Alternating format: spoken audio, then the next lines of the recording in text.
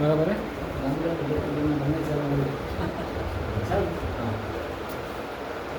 ಇವತ್ತು ನನಗೆ ಪ್ರಸಾದದ ರೂಪದಲ್ಲಿ ಅನುಭವಕ್ಕಾಗಿ ಕೊಟ್ಟಿರ್ತಕ್ಕಂತಹ ವಿಷಯ ನಿಜ ಶರಣ ಅಂಬಿಗರ ಚೌಡಯ್ಯ ಶರಣರದು.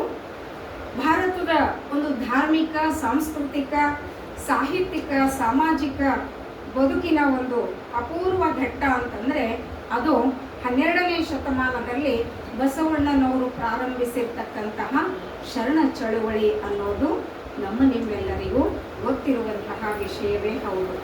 ಇಲ್ಲಿ ಲಿಂಗ, ಜಾತಿ, ವರ್ಗ, ವರ್ಣ ಇವ್ಯಾವುಗಳ ಭೇದವಿಲ್ಲದೆ ಒಟ್ಟಾಗಿ ರೂಪಿಸಿರ್ತಕ್ಕಂತಹ ಸಿದ್ಧಾಂತ ಈ ಚಳುವಳಿಯ ತಳಹದಿಯಾಗಿರೋದರಿಂದ ಇದು ಎಲ್ಲ ಕಾಲಕ್ಕೂ ಎಲ್ಲ ಜನಕ್ಕೂ ಸಲ್ಲುವಂಥದ್ದು ಆಗಿರ್ತದೆ.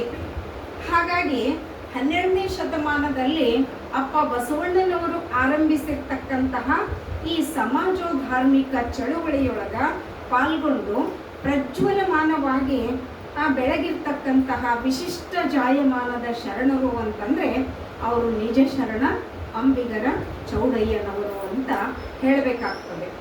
ಇಲ್ಲಿ ಅಂಬಿಗ ಅನ್ನುವಂತಹ ಶಬ್ದದ ಅರ್ಥ ಮೊದಲು ತಿಳ್ಕೊಳ್ಬೇಕು. ಅಂಬು ಅಂದರೆ ನೀರು, ಅಂಬುಜ ಅಂತಾರೆ ನೋಡ್ರಿ, ಕಮಲದ ಹೂವಿಗೆ ನೀರಿನಲ್ಲಿ ಅದು ಹುಟ್ಟುತ್ತದೆ, ಅದಕ್ಕೆ ಅಂಬುಜ. ಅಂಬು ಅಂದರೆ ನೀರು. ಆಮೇಲೆ ಗ ಅಂದರೆ ಗಮಿಸು ಅಥವಾ ಚಲಿಸು ಅಂತ ಅರ್ಥ ಆಗ್ತದೆ. ತಮ್ಮ ಹರಿಗೋಲಿನ ಸಹಾಯದಿಂದ, ಹರಿಗೋಲು ಅಂದರೆ ದೋಣಿ, ತಮ್ಮ ಈ ಹರಿಗೋಲಿನ ಸಹಾಯದಿಂದ ನೀರಿನಲ್ಲಿ ಅವರು ಸದಾ ಚಲಿಸುತ್ತಾರಾದ ಕಾರಣ ಅವರಿಗೆ ಅಂಬಿಗರು ಅಂತ ಕರೆಯಲಾಗ್ತದೆ. ಇನ್ನು ಬಸವಣ್ಣನವರು ತಮ್ಮ ಆಶಯದಂತೆ ಶೋಷಿತರನ್ನ, ನಿಂದಿತರನ್ನ, ದಲಿತರನ್ನ, ಸಮಾಜದಿಂದ ಬಹಿಷ್ಕೃತರಾದವರನ್ನ ಸಮಾಜದ ಒಂದು ಮುಖ್ಯವಾದಂತಹ ವಾಹಿನಿಗೆ ತರೋದಕ್ಕಾಗಿ ನಡೆಸಿರ್ತಕ್ಕಂತಹ ಪ್ರಯತ್ನಗಳಲ್ಲಿ ಬಸವಣ್ಣನವರ ಜೊತೆಗೂಡಿದಂತಹ ಮಾದಾರ ಚೆನ್ನಯ್ಯನವರು, ಲೋಹಾರ ಕಕ್ಕಯ್ಯನವರು, ಮಡಿವಾಳ ಮಾಚಯ್ಯನವರಂತೆ ಅಂಬಿಗರ ಚೌಡಯ್ಯನವರು ಸಹ ಒಬ್ಬರಾಗಿದ್ದರು. ಬಹುತೇಕ ಶರಣರು ತಮ್ಮ ಬದುಕಿನ ಬಗ್ಗೆ ತಮ್ಮ ವಚನದಲ್ಲಿ ಹೇಳಿಕೊಂಡಿದ್ದೇ ಇಲ್ಲ. ಯಾಕೆ ಅಂದರೆ ಶರಣರಿಗೆ ವ್ಯಕ್ತಿಯ ಚರಿತ್ರೆಗಿಂತ ಅವರಿಗೆ ಚಾರಿತ್ರ್ಯ ಬಹಳ ಮುಖ್ಯ ಅನಿಸಿದ್ದೇ ಇದಕ್ಕೆ ಕಾರಣ ಅಂತ ಹೇಳಬಹುದು. ಚರಿತ್ರೆ ಅಂದ್ರೆ ಸಾಮಾನ್ಯವಾಗಿ ಆ ವ್ಯಕ್ತಿ ಎಲ್ಲಿ ಹುಟ್ಟದ, ಎಲ್ಲಿ ಜೀವನ ಮಾಡ್ದ, ಎಲ್ಲಿ ಬದುಕು ಕಟ್ಕೊಂಡ, ಎಲ್ಲಿ ಸತ್ತು ಹೋದ ಅಥವಾ ಲಿಂಗೈಕ್ಯನಾದ ಅನ್ನುವಂಥದ್ದು ಚರಿತ್ರೆ. ಆದರೆ ಆ ವ್ಯಕ್ತಿ ತನ್ನ ಜೀವನದಲ್ಲಿ ಎಂಥ ವಿಶಿಷ್ಟ ಸಾಧನೆಯನ್ನ ಮಾಡದ ಅನ್ನುವಂಥದ್ದು ಚಾರಿತ್ರೆ ಆಗ್ತದೆ. ಅದಕ್ಕಾಗಿಯೇ ನಮ್ಮ ಶರಣರು ತಮ್ಮ ವೈಯಕ್ತಿಕ ವಿಚಾರಗಳನ್ನ ಅವರು ವಚನಗಳಲ್ಲಿ ಹೇಳಿಲ್ಲ. ಹಾಗೆಯೇ ಇಲ್ಲಿ ಅಂಬಿಗರ ಚೌಡಯ್ಯನವರು ಸಹ ತಮ್ಮ ವಚನಗಳಲ್ಲಿ ಆತನ ಜೀವನ ಕುರಿತಂತೆ ಹೆಚ್ಚಿನ ಮಾಹಿತಿ ನಮಗೆ ಲಭ್ಯ ಆಗೋದಿಲ್ಲ. ಇವರ ವೃತ್ತಿ ಅಂಬಿಗ ಅಂದರೆ ದೋಣಿಯನ್ನ ನಡೆಸುವಂತಹ ಕಾಯಕ ಅವರದಾಗಿತ್ತು. ಇವರ ಜನನ ಕುರಿತು ಒಂದಷ್ಟು ಹೇಳಬೇಕು ಅಂತಂದ್ರೆ, ಅಂಬಿಗರ ಚೌಡಯ್ಯನವರ ಹುಟ್ಟೂರು ಧಾರವಾಡ ಜಿಲ್ಲೆಯ ಚೌಡದಾನಪುರ ಅಂತ ಹೇಳಿ ಇದೆ. ಅಲ್ಲಿ ಶಿವದೇವರು ಅಂತಕ್ಕಂಥವರು ಚೌಡಯ್ಯನವರ ಗುರು. ಆ ಚೌಡಯ್ಯನವರಿಗೆ ಆ ಶಿವದೇವರು ಅಂತಕ್ಕಂತಹ ಗುರು ಧರ್ಮೋಪದೇಶ ಮಾಡಿ ಲಿಂಗದೀಕ್ಷೆ ಕೊಟ್ಟಿರೋದ್ರಿಂದ ಅದಕ್ಕೆ ಪ್ರತಿಯಾಗಿ ಚೌಡಯ್ಯನವರು ಶಿವಪುರ ಅಂತಕ್ಕಂತಹ ಊರನ್ನ ದಾನವಾಗಿ ತಮ್ಮ ಗುರುವಿಗೆ ಕೊಟ್ಟಿದ್ರಂತೆ.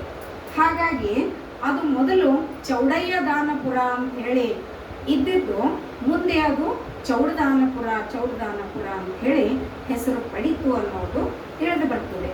ಇನ್ನೊಂದು ಅಂದರೆ ಕೃಷ್ಣ ಮತ್ತು ಭೀಮಾ ನದಿಯ ಮಧ್ಯದಲ್ಲಿ ಚೌಡದಾನಪುರ ಮತ್ತು ಚೌಡಾಪುರ ಅನ್ನುವಂತಹ ನಮ್ಮ ಸಮೀಪಕ್ಕೆ ಈ ಎರಡು ಹಳ್ಳಿಗಳು ಸಹ ಸಿಗ್ತವೆ.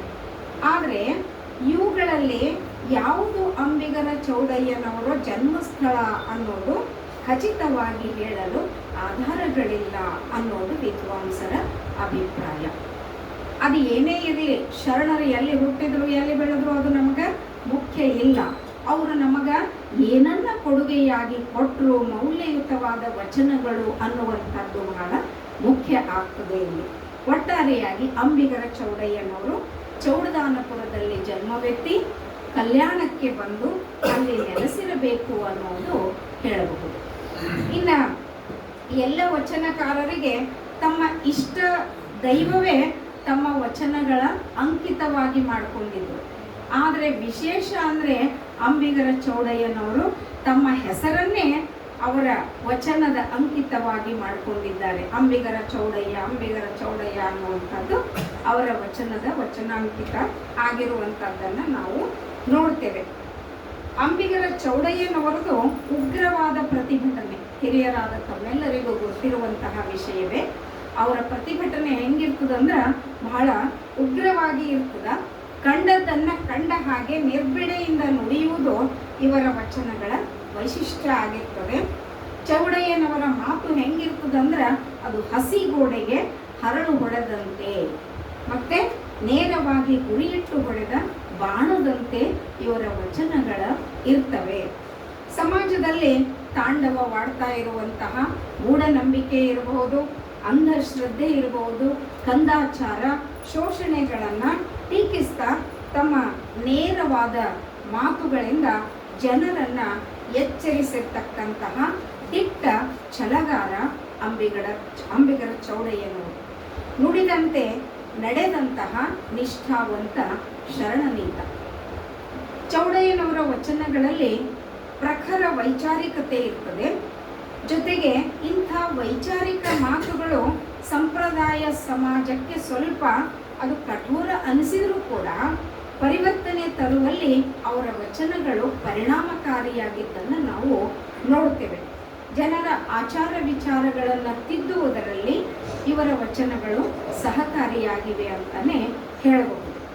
ಇನ್ನು ಅಂಬಿಗರ ಚೌಡಯ್ಯನವರು ಸುಮಾರು 279 ವಚನಗಳು ನಮಗಿವತ್ತ ಲಭ್ಯ ಇವೆ.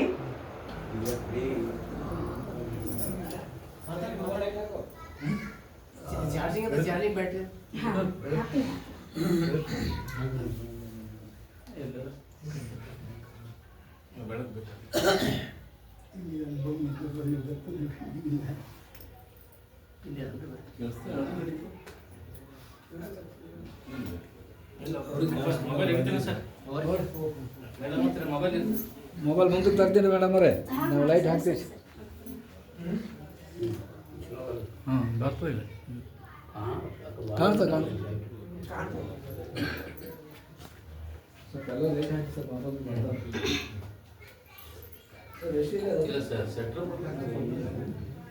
ಅಂಬಿಗರ ಚೌಡಯ್ಯನವರ 279 ವಚನಗಳು ನಮಗೆ ಲಭ್ಯವಾಗಿರುವಂಥದ್ದು. ಇವರ ವಚನಗಳೊಳಗ ಸಾಮಾನ್ಯವಾಗಿ ದೇವರು, ಧರ್ಮ, ಭಕ್ತ, ಗುರು, ಲಿಂಗ, ಜಂಗಮ, ಕಾಯಕ, ದಾಸೋಹ ಅಲ್ಲದೆ ಸಾಮಾಜಿಕ ವಿಷಮತೆ, ಮಾನವ ಸಮಾನತೆಯನ್ನು ಪ್ರಮುಖವಾಗಿ ಕಾಣುತ್ತೇವಲ್ಲದೆ ಇವರ ವಚನಗಳೊಳಗ ಏನ್ರಿ ಇಲ್ಲಿಲ್ರಿ ಹಂಗೇನಾಗಲ್ರಿ, ಏನಾಗಲ್ಲ, ಇಲ್ಲ ನಡೀತದ್ರಿ. ಹಾಂ, ಮಾನವ ಸಮಾನತೆಯನ್ನ ಪ್ರಮುಖವಾಗಿ ಕಾಣುತ್ತೇವಲ್ಲದೆ ಬಂಡಾಯ ಪ್ರಜ್ಞೆಯ ಬಿಸಿ ಇವರ ವಚನಗಳಲ್ಲಿ ಹೆಚ್ಚಾಗಿರುವುದನ್ನು ನಾವು ನೋಡ್ತೇವೆ. ಇನ್ನುಳಿದ ಶರಣರಲ್ಲಿ ಕಾಣದೇ ಇರುವಂತಹ ಸಿಟ್ಟು, ಕೆಚ್ಚನ್ನು ಇವರ ವಚನಗಳಲ್ಲಿ ನಾವು ನೋಡ್ತೇವೆ. ಕರ್ಣ ಕಠೋರವಾದಂತಹ ಮಾತುಗಳು ಇವರ ವಚನದಲ್ಲಿ ನಾವು ನೋಡ್ತೇವೆ. ಮುಂದೆ ನಾವು ವಚನಗಳು ನೋಡ್ತಾ ಹೋದಂಗೆಲ್ಲ ಎಷ್ಟೊಂದು ನಿಷ್ಠುರತೆಯಿಂದ ಇವರು ವಚನಗಳನ್ನು, ಕರ್ಣಕ್ಕೆ ಕಠೋರ ಅನಿಸ್ತಕ್ಕಂಥ ವಚನಗಳನ್ನು ಇವರು ಬರೆದಿದ್ದಾರೆ ಅನ್ನೋದನ್ನು ನೋಡೋಣ. ಇವರ ಪ್ರವೃತ್ತಿ ಅದಾಗಿತ್ತು. ವ್ಯವಸ್ಥೆಯನ್ನು ವಿರೋಧಿಸುವಂತಹ ಶರಣರಲ್ಲಿ ಇಂತಹ ರೊಚ್ಚು ಬರುವುದು ಸಹಜವೇ. ಯಾಕೆ ಅಂದರೆ ದಲಿತ ವರ್ಗದ ಜನ ಅನುಭವಿಸ್ತಕ್ಕಂತಹ ಯಾತನೆ, ನೋವು ಸಣ್ಣದಲ್ರಿ. ಅಲ್ಲಿ ತನಕ 12ನೇ ಶತಮಾನ ತನಕ ದಲಿತ ವರ್ಗದವರು ಅನುಭವಿಸಿದಂತಹ ನೋವು ಅದು ಸಣ್ಣದಾಗಿರಲಿಲ್ಲ. ಹಾಗಾಗಿ ಬಾಯಿ ಸತ್ತವರ ಧ್ವನಿಯಾಗಿ ಚೌಡಯ್ಯನವರು ಮಾತಾಡ್ತಾರೆ ಅನ್ನುವಂಥದ್ದು ರೊಚ್ಚಿನಿಂದ ಅವರು ಖಂಡನೆ ಮಾಡ್ತಾರೆ, ಅಲ್ಲಗಳಿತಾರೆ ಅನ್ನೋದನ್ನು ಅವರ ವಚನಗಳಲ್ಲಿ ನಾವು ನೋಡ್ತೀವಿ. ಮೂಲತಃ ಅವರಲ್ಲಿರ್ತಕ್ಕಂತಹ ಬಂಡಾಯದ ಮನೋಧರ್ಮವೇ ಇದಕ್ಕೆ ಕಾರಣ ಅನ್ನೋದನ್ನು ನಾವು ನೋಡ್ತೇವೆ. ಇನ್ನು ಸಾಮಾಜಿಕ ಕರಾಳ ವ್ಯವಸ್ಥೆಗೆ ಸಿಲುಕಿ ತುಂಬ ನಿರ್ಲಕ್ಷಿತರಾಗಿರ್ತಕ್ಕಂತಹ ಈ ಅಂಬಿಗರ ಜನಾಂಗದಿಂದ ಬಂದಂತಹ ಚೌಡಯ್ಯನವರು ತಮ್ಮ ಅಂಬಿಗ ವೃತ್ತಿಯಲ್ಲಿಯೇ ಅದೇ ಕಾಯಕವನ್ನು ಅವರು ಮಾಡ್ತಾ ಇದ್ರು. ತಮ್ಮ ಅಂಬಿಗರ ವೃತ್ತಿಯಲ್ಲಿಯ ಆಧ್ಯಾತ್ಮಿಕ ನಿಲುವನ್ನು ಮುಟ್ಟುತ್ತಾರೆ, ಔನ್ನತ್ಯಕ್ಕೆ ಏರ್ತಾರೆ, ಲಿಂಗಾಂಗ ಸಾಮರಸ್ಯವನ್ನು ಪಡ್ಕೊಳ್ತಾರೆ ತಮ್ಮ ಕಾಯಕದ ಜೊತೆಯಲ್ಲಿ. ಹೀಗಾಗಿ ಅಂಬಿಗರ ವೃತ್ತಿ ಅಂಬಿಗ ಕಾಯಕ ಆಗ್ತದೆ. ಅಂಬಿಗ ವೃತ್ತಿಯ ಪರಿಕರಗಳಾಗಿರ್ತಕ್ಕಂತಹ ದೋಣಿ, ಹರಿಗೋಲು, ಹುಟ್ಟು ಇಂಥ ಎಲ್ಲ ಪರಿಕರಗಳನ್ನು ಅವರು ತಮ್ಮ ವಚನಗಳಲ್ಲಿ ಬಳಸಿಕೊಂಡಿದ್ದನ್ನು ನಾವು ನೋಡ್ತೇವೆ. ಇನ್ನು ಮೊದಲನೇ ವಚನ, ಅಂಬಿಗ ಅಂಬಿಗ ಎಂದು ಕುಂದ ನುಡಿಯದಿರು, ನಂಬಿದರೆ ಒಂದೇ ಹುಟ್ಟಲ್ಲಿ ಕಡೆಯ ಹಾಯಿಸುವ ನಂಬಿಗರ ಚೌಡಯ್ಯ ಅಂತ ಹೇಳ್ತಾರ. ಅವರು ತಮ್ಮ ಪರಿಕರಗಳನ್ನೇ ಬಳಸ್ಕೊಂಡು ಈ ಆಧ್ಯಾತ್ಮದ ವಚನವನ್ನು ಅವರು ಬರೀತಾರೆ. ಅಂಬಿಗ ಅಂಬಿಗ ಅಂತ ಕುಂದು ನುಡಿಯಬೇಡ, ಕೆಳಗೆ ಹಾಕಿ ಮಾತಾಡಬೇಡ ಅಂತ ಹೇಳುವಲ್ಲಿ ಅಂಬಿಗ ಶಬ್ದ ಅನ್ನುವಂಥದ್ದು ಆ ದೋಣಿ ನಡೆಸೋನಿಗಷ್ಟೇ ಹೇಳಿಲ್ಲ ಅವರು, ಇನ್ನಾವುದೋ ಬೇರೆ ಅಂಬಿಗನ ಸೂಚನೆಗೆ ಆಧಾರವಾಗ್ತದೆ ಅದು. ಆ ನಂಬಿದರೆ ಒಂದೇ ಹುಟ್ಟಲ್ಲಿ ಕಡೆಯ ಹಾಯಿಸುವ ಈತ ಭವಬಂಧನದಿಂದ ಪಾರು ಮಾಡುವ ನಂಬಿದವರ ಅಂಬಿಗನಾಗಿದ್ದಾನೆ. ಆತ ಯಾರು ಅಂದರೆ ಆ ಪರಾತ್ಪರ ಪರಮಾತ್ಮನೇ ಆ ಅಂಬಿಗ ಅನ್ನುವಂಥ ಸೂಚನೆ ಇಲ್ಲಿ ನಾವು ಕಾಣ್ತೇವೆ. ಅಂತಹ ಮಹಾ ಅಂಬಿಗನೊಬ್ಬನನ್ನ, ಆ ಪರಮಾತ್ಮನನ್ನ ತನ್ನ ಸರ್ವಸ್ವ ಅಂತ ಭಾವಿಸಿ ಅಂಬಿಗ ಚೌಡಯ್ಯನಾದ. ಇನ್ನು ಅನುಭಾವಿಯಾಗಿರ್ತಕ್ಕಂತಹ ಆ ಚೌಡಯ್ಯನವರ ಪ್ರಕಾರ ಈ ತನು ಅನ್ನುವಂಥದ್ದು, ಈ ಶರೀರ ಅನ್ನುವಂಥದ್ದು ಒಂದು ಹರಿಗೋಲು. ಹಾಗೆ ವರ್ತನೆ ಅನ್ನುವಂತಹ ಹುಟ್ಟು ಹಿಡಿದು ಮಾಟ ಕೂಟ ಅನ್ನುವಂತಹ ಹೊಳೆಯಲ್ಲಿ ಕೂಟದವರು ದಾಟ್ತಾ ಇದ್ದಾರೆ. ಹುಟ್ಟು ಸಾವುಗಳು ಅನ್ನುವಂತಹ ಭವಚಕ್ರದಿಂದ ಪಾರು ಮಾಡುವಂತಹ ಅಂಬಿಗನು ಅಂದರೆ ಆ ಪರಮಾತ್ಮನು ಅವನನ್ನು ನಂಬಿದವರನ್ನ ಒಂದೇ ಹುಟ್ಟಲ್ಲಿ ಕಡೆಯ ಹಾಯಿಸ್ತಾನೆ. ಆ ಪರಮಾತ್ಮನನ್ನ ನಂಬಿದವರಿಗೆ ಒಂದೇ ಹುಟ್ಟಿನಲ್ಲಿ ಈ ಭವಬಂಧನದಿಂದ ಆತ ಪಾರು ಮಾಡ್ತಾನೆ ಅನ್ನುವಂತಹ ಮಾತು ಇಲ್ಲಿ ಅವರು ಹೇಳ್ತಾರೆ.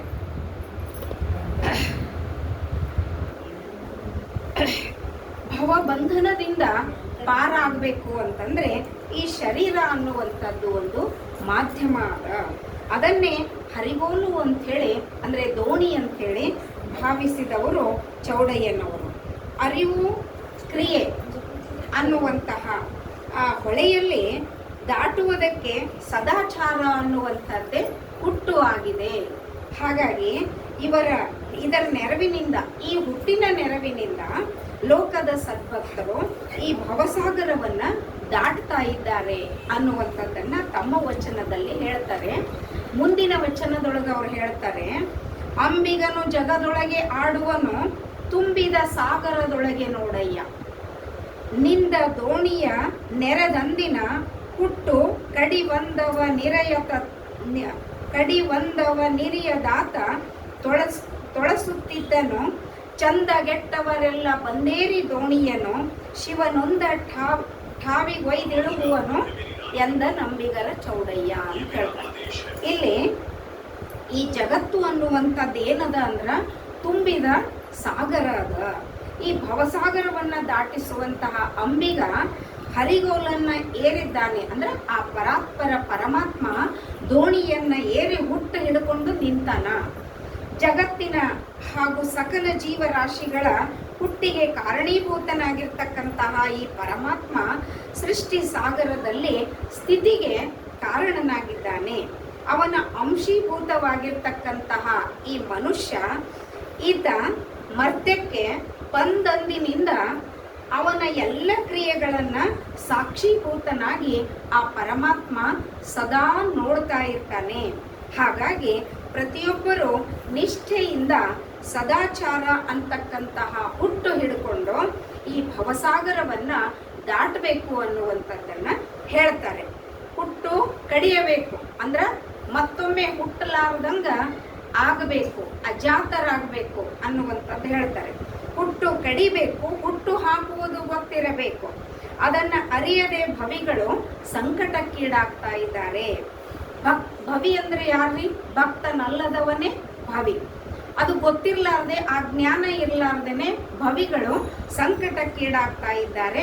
ಮತ್ತೆ ಮತ್ತೆ ಹುಟ್ಟು ಸಾವುಗಳ ಭವಸಾಗರದೊಳಗ ತೊಳಲಾಡ್ತಾ ಇದ್ದಾರೆ. ಆದರೆ ಭಕ್ತನಾದವನು ಸುಲಭವಾಗಿ ಈ ಭವಸಾಗರವನ್ನ ದಾಟ್ತಾ ಇದ್ದಾನೆ.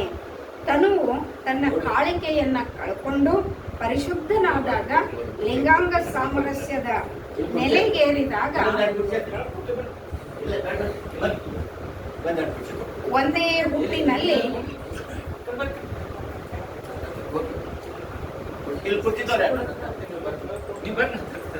ಇಲ್ಲ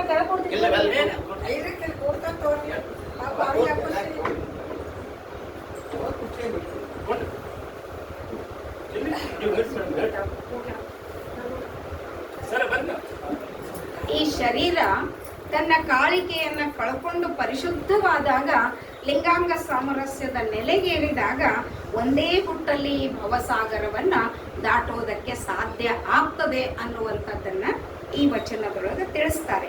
ಅಂಬಿಗರ ಚೌಡಯ್ಯನವರ ಅನುಭವದ ನಿಲುವು ಮತ್ತು ಆತ್ಮಾನುಸಂಧಾನದ ಈ ಮುಂದಿನ ವಚನದ ಮೂಲಕ ನಾವು ಅರ್ಥೈಸ್ಕೊಳ್ಬಹುದು. ಏನ್ ಹೇಳ್ತಾರ ಅವ್ರು ಅಂದ್ರೆ, ಸ್ವಲ್ಪ ಶಬ್ದ ಮಾಡಬೇಡ ದಯವಿಟ್ಟು, ಬಹಳ ವಿಚಾರಕ್ಕೆ ಹಚ್ಚುವಂತಹ ವಚನಗಳಿವು, ತಪ್ಪು ತಿಳ್ಕೊಳ್ಬೇಡ್ರಿ ತಾಯಿಯಂದ್ರು ದಯವಿಟ್ಟು. ತಡೆ ನೆಲ ಇಲ್ಲದ ಮಹಾನದಿಯಲ್ಲಿ ಒಡಲಿಲ್ಲದಂಬಿಗ ಬಂದಿದ್ದಾನೆ. ಹಿಡಿಯುವ ಬಿಡುವ ಮನವ ಬೆಲೆಗೊಟ್ಟಡೆ ಕಡೆಗಾಣಿಸಿ ಹಾಯಿಸುವ ಮಹಾಹೊಳೆಯ ನುಡಿ ಇಲ್ಲದ ನಿಸ್ಸೀಮ ಗ್ರಾಮದಲ್ಲಿರಿಸುವನೆಂದಾತ ನಮ್ಮ ಅಂಬಿಗರ ಚೌಡಯ್ಯ. ನೋಡ್ರಿ, ಆತ್ಮಾನುಸಂಧಾನದ ಪಥದಲ್ಲಿ ವ್ಯಕ್ತಿ ಹೆಜ್ಜೆ ಹೆಜ್ಜೆಗೆ ತನ್ನೊಡನೆ ಘರ್ಷಿಸಬೇಕಾಗ್ತದ್ರಿ, ಸಮಾಜದೊಡನೆ ಅಲ್ಲ.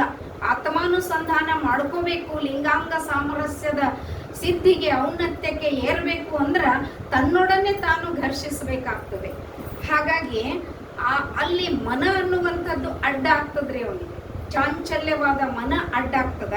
ಅದೇನ್ ಮಾಡ್ತದ ಅಂದ್ರೆ, ನಾನೊಂದು ನೆನೆದರೆ ತಾನೊಂದು ನೆನೆಯುವುದು. ಬೇಡಾದುದನ್ನ ಹಿಡಿತದೆ, ಬೇಕಾದುದನ್ನ ಬಿಡುತ್ತದೆ. ಹಾಗಾಗಿ ಹಮ್ಮು ಬಿಮ್ಮು ಸ್ವಾರ್ಥಗಳು ಅರಿವಿನ ಸಾಧನವಾಗಿರ್ತಕ್ಕಂತಹ ಮನವನ್ನ ಬಂಧಿಸಿಟ್ಟಿರ್ತವೆ. ಆ ಮನಕ್ಕ ಈಚೆಗೆ ಹೋಗ್ಲಿಕ್ಕೆ ಅವೆಲ್ಲ ಬಿಡೋದಿಲ್ಲ. ಹಾಗಾಗಿ ಈ ಹೊಳೆ ದಾಟುವುದಕ್ಕೆ ಕೊಡಬೇಕಾದದ್ದು ಮನದ ಬೆಲೆ. ಮನವನ್ನ ಗಟ್ಟಿಯಾಗಿ ನಿಲ್ಲಿಸಬೇಕು. ಮೊದಲು ಮಾಡುವಂತಹ ಕೆಲಸ ನಾವು ಅದೇ. ಮನಸ್ಸನ್ನ ಶ್ರದ್ಧೆ, ನಿಷ್ಠೆ, ಭಕ್ತಿಗಳಿಗೆ ಕಟ್ಟಿ ಹಾಕಬೇಕು. ಆಗ ನಾವು ಸಾಧನೆ ಮಾಡಲಿಕ್ಕೆ ಸಾಧ್ಯ ಆಗ್ತದೆ. ಆಗ ಕಡೆಗಾಣಿಸಿ ಹಾಯಿಸುವುದಕ್ಕೆ ಸಾಧ್ಯ ಆಗ್ತದ. ಅಂದ್ರೆ ಈ ಭವಸಾಗರವನ್ನ ದಾಟುವುದಕ್ಕೆ ಸಾಧ್ಯ ಆಗ್ತದ. ಇದು ಐಕ್ಯ ಸ್ಥಳದ ಅನುಭವದ ನಿಲುವಿನ ವಚನ ಅಂತ ಹೇಳಬೇಕಾಗ್ತದೆ. ಇನ್ನ ದೇವರನ್ನ ಕಾಣುವುದಕ್ಕೆ ನಡೆಸುವಂತಹ ಪ್ರಯತ್ನಕ್ಕಿಂತ ತನ್ನನ್ನು ತಾನು ಕಾಣುವ ಪ್ರಯತ್ನ ಏನದಲ್ಲ, ಇದು ಹಿರಿದು ಅಂತ ಹೇಳ್ತಾರೆ. ಮೊದಲ ನಮ್ಮನ್ನ ನಾವು ಕಾಣಬೇಕು, ನಮ್ಮನ್ನ ನಾವು ಅರ್ಥ ಮಾಡ್ಕೋಬೇಕು. ನಾನು ಯಾರು ಅನ್ನೋದನ್ನ ತಿಳ್ಕೋಬೇಕು. ಎಲ್ಲಿಂದ ಬಂದೆ, ಏನು ಮಾಡ್ತಾ ಇದ್ದೀನಿ, ಏನು ಮಾಡಬೇಕಾಗ್ಯದ, ಎಲ್ಲಿಗೆ ಹೋಗ್ಬೇಕಾಗ್ಯದ, ಇಷ್ಟು ಮೊದಲು ಲಿಂಗದೀಕ್ಷೆಯ ಸಮಯದೊಳಗೆ ನಮಗೆ ಗುರು ಆ ಜ್ಞಾನವನ್ನ ಕೊಡ್ತಾರೆ. ನಂತರವೇ ಲಿಂಗ ದೀಕ್ಷೆ ಆಗ್ತದ. ಹಾಗಾಗಿ ತನ್ನನ್ನು ತಾನು ಅರಿಬೇಕು ಅಂತ ಹೇಳ್ತಾರ. ತನ್ನ ತಾನರಿದಲ್ಲಿ ತನ್ನರಿವೇ ತನಗೆ ಗುರುವಾಗ್ತದೆ ಅನ್ನೋದು ಶರಣರ ನಿಲುವಾಗಿತ್ತು.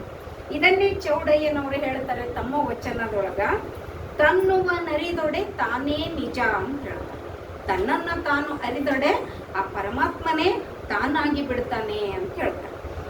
ಭಕ್ತಿ ಮಾರ್ಗದಲ್ಲಿ ನಡೆದು ಆ ಪರಮಾತ್ಮನೇ ತಾನು ಅಂತಕ್ಕಂತಹ ಸತ್ಯವನ್ನ ಕಂಡುಕೊಂಡು ಹಿಂದು ಮುಂದು ಮರೆತು ಮಹಾಬೆಳಗಿನೊಳು ನಿಂದು ಪರಮಾನಂದ ಸಾಗರದೊಳು ಸಮರಸವಾದವಂಗೆ ಇಹ ಪರ ಅನ್ನೋದು ಇಲ್ಲ. ಆತ ಸಾಕ್ಷಾತ್ ಪರಮಾತ್ಮನೇ ಆಗಿಬಿಡ್ತಾನೆ. ಲಿಂಗದೊಳಗೆ ಸಮರಸವಾದವಂಗೆ ಇಹ ಪರ ಅನ್ನುವಂಥದ್ದು ಇಲ್ಲ. ಅವನನ್ನ ಕಾಣಲು ಆ ಪರಮಾತ್ಮನನ್ನ ಇಂಥ ಚೌಡಯ್ಯನವ್ರು ಏನು ಹೇಳ್ತಾರೆ, ನಮ್ಮಲ್ಲಿಯೇ ಆ ಪರಮಾತ್ಮನಿದ್ದಾನೆ. ಪರಮಾತ್ಮನನ್ನ ಹುಡುಕೋದಕ್ಕೆ, ಅವನನ್ನ ಕಾಣೋದಕ್ಕೆ ಕಾಡು ಮೇಡುಗಳಿಗೆ ಹೋಗ್ಬೇಕಾಗಿಲ್ಲ, ಗುಡಿ ಗುಂಡಾರಗಳಿಗೆ ಹೋಗ್ಬೇಕಾಗಿಲ್ಲ, ತೀರ್ಥ ಯಾತ್ರೆ ಮಾಡಬೇಕಾಗಿಲ್ಲ. ಈ ಹಿನ್ನೆಲೆಯಲ್ಲಿಯೇ ನಿನ್ನಾತ್ಮವೇ ನೀ ತಿಳಿದ ಜಗವೆಲ್ಲ ನಿನ್ನೊಳಗೆ ಅನ್ನುವಂಥ ಮಾತನ್ನ ಅವ್ರು ನಮಗೆ ಹೇಳ್ಕೊಡ್ತಾರೆ. ಯಾವುದೇ ವೃತ್ತಿಯಾಗಿದ್ರೂ ಕೂಡ ನಿಷ್ಠೆಯಿಂದ ಕಾಯಕ ಮಾಡಿದ್ರೆ ಪರಮಾತ್ಮನ ಒಲುಮೆ ಆಗ್ತದೆ ಅನ್ನುವಂಥ ಮಾತನ್ನು ಕೂಡ ಅವರು ತಿಳಿಸ್ತಾರೆ. ಅಂಗ ಲಿಂಗಗಳ ಒಳಗುಟ್ಟನ್ನ ಅರಿತ ಚೌಡಯ್ಯನವರು ಸದಾಚಾರ ಸದ್ಭಕ್ತಿಗಳ ಸಾಧನೆಯಲ್ಲಿ ತೊಡಗಿದ ಪರಿಯನ್ನ ಕುರಿತು ಹೇಳ್ತಾರೆ. ಏನಂದ್ರ, ಅಂಗದ ಮೇಲೆ ಲಿಂಗ ಸಾಹಿತ್ಯವಾದ ಬಳಿಕ ನೋಡ್ರಿ, ಅಂಗದ ಮೇಲೆ ಲಿಂಗ ಸಾಹಿತ್ಯ ಆಯ್ತು ಅಂತಂದ್ರೆ ಮತ್ತೆ ತಿರುಗಿ ಅಜ್ಞಾನದ ಕಡೆಗೆ, ಅಂದ್ರೆ ಮೂಢ ಆಚಾರಗಳು, ಮೂಢ ನಂಬಿಕೆಗಳು, ಅಂಧಶ್ರದ್ಧೆಗಳ ಕಡೆಗೆ ಮತ್ತೆ ತೊಡಗುವವರು ಏನಂತ ಹೇಳ್ತಾರ, ಕತ್ತೆ, ಹಂದಿ, ಬೆಕ್ಕು, ಶುನಕ ಅಂದ್ರೆ ನಾಯಿ, ಇವುಗಳಿಗಿಂತ ಕಡೆ, ಶುನಕಗಳಿಗಿಂತ ಅತ್ತಪ್ತ ಅಂತ ಹೇಳ್ತಾರೆ. ಅಂದ್ರೆ ಅವು ಆ ಪ್ರಾಣಿಗಳಿಗಿಂತ ಕಡೆ. ಅರಿವು ಬರದೇ ಇದ್ದಾಗ, ಅಜ್ಞಾನ ಇದ್ದಾಗ ನಾವು ಏನೇನೋ ಮಾಡೀವ್ರಿ. ಈ ಶರಣರ ಸಂಘದಲ್ಲಿದ್ದು ಅರಿವು ಬಂದ ಮೇಲೆ ಮತ್ತೆ ಅದೇ ಮೂಢನಂಬಿಕೆ, ಮತ್ತದೇ ಕಂದಾಚಾರಗಳಿಗೆ ಹೋಗೋದು ಅಂದ್ರೆ ಅವ್ರು ಹೇಳ್ತಾರೆ ಈ ರೀತಿ. ಈಗ ಶುರುವಾಯ್ತ್ರಿ ಅವರ ಪೆಟ್ಟುಗಳು, ವಚನದ ಮೂಲಕ ಅವರ ಪೆಟ್ಟುಗಳು ಈಗ ಪ್ರಾರಂಭ. ಇನ್ನ ದೇವರನ್ನ ಕಾಣಬೇಕು ಅಂತ ಈಗಾಗಲೇ ಹೇಳಿದ ಹಾಗೆ ಬೆಟ್ಟ ಗುಡ್ಡಗಳಿಗೆ, ಗುಡಿ ಗೋಪುರಗಳಿಗೆ ಹೋಗಿ ಬರುವವರನ್ನ ಕಂಡು ಅವ್ರು ಏನು ಹೇಳ್ತಾರಂತಂದ್ರೆ, ಈಶ್ವರನ ಕಾಂಬುದೊಂದು ಆಸೆಯುಳ್ಳೊಡೆ ಪರದೇಶಕ್ಕೆ ಹೋಗಿ ಬಳಲದಿರು. ಆ ಪರಮಾತ್ಮನನ್ನ ನೋಡ್ಬೇಕು ಅನ್ನುವಂತ ಆಸೆ ನಿನಗಿದ್ರೆ ಬೇರೆ ಕಡೆ ಎಲ್ಲೆಲ್ಲೋ ಓಡಾಡಿ ಬಳಲಬೇಡ. ಕಾಶಿಯಲ್ಲಿ ಕಾಯವ ವಿನಾಶವ ಮಾಡಲು ಬೇಡ. ಕಾಶಿಗೆ ಹೋಗಿ ಈ ಶರೀರ ವಿನಾಶ ಮಾಡ್ಕೋಬೇಡ. ನಿನ್ನಲ್ಲಿ ನೀ ತಿಳಿದು ನೋಡ. ಮೊದಲ ನಿನ್ನನ್ನ ನೀ ತಿಳ್ಕೋ ಅಂತ ಹೇಳ್ತಾರೆ. ಸರ್ವೇಶ ಮುಳುಗುತ್ತ ತೆರಹಿಲ್ಲೆಂದಡೆ ಒಂದು ಗುಂಟ ಸಾರಿದ್ದಾನೆ ಎಂದ ನಂಬಿಗರ ಚೌಡಯ್ಯ. ಅಂದ್ರೆ ಜಗತ್ ರಕ್ಷಕನಾದ ಈ ಪರಮಾತ್ಮನು ಕಾಶಿ ರಾಮೇಶ್ವರಗಳೊಳಗ ಇಲ್ಲ, ಅವನು ನಮ್ಮ ನಿಮ್ಮೊಳಗೆ ಇದ್ದಾನೆ, ಎಲ್ಲಿ ಇಲ್ಲ. 84 ಲಕ್ಷ ಜೀವರಾಶಿಗಳೊಳಗ ಚೈತನ್ಯ ರೂಪದಲ್ಲಿ, ಆ ಜಂಗಮ ರೂಪದಲ್ಲಿ ಆ ಪರಮಾತ್ಮ ನಮ್ಮೊಳಗೆ ಇದ್ದಾನೆ.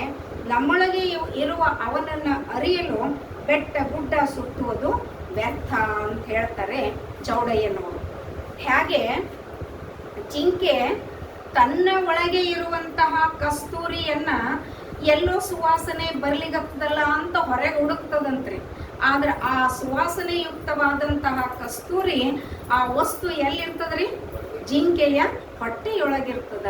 ಹಾಗೆ ನಾವು ಕೂಡ ಪರಮಾತ್ಮ ಎಲ್ಲಿದ್ದಾನೆ ಅನ್ನೋದು ತಿಳಿಯದೇನೆ ಎಲ್ಲೆಲ್ಲೋ ಹುಡುಕ್ಲಿಕ್ಕೆ ಹೋಗ್ತಾ ಇದ್ದೀವಿ. ಅದಕ್ಕೆ ಅವ್ರು ಹೇಳ್ತಾರೆ, ಆ ನಮ್ಮೊಳಗೆ ಆ ಪರಮಾತ್ಮನಿದ್ದಾನೆ.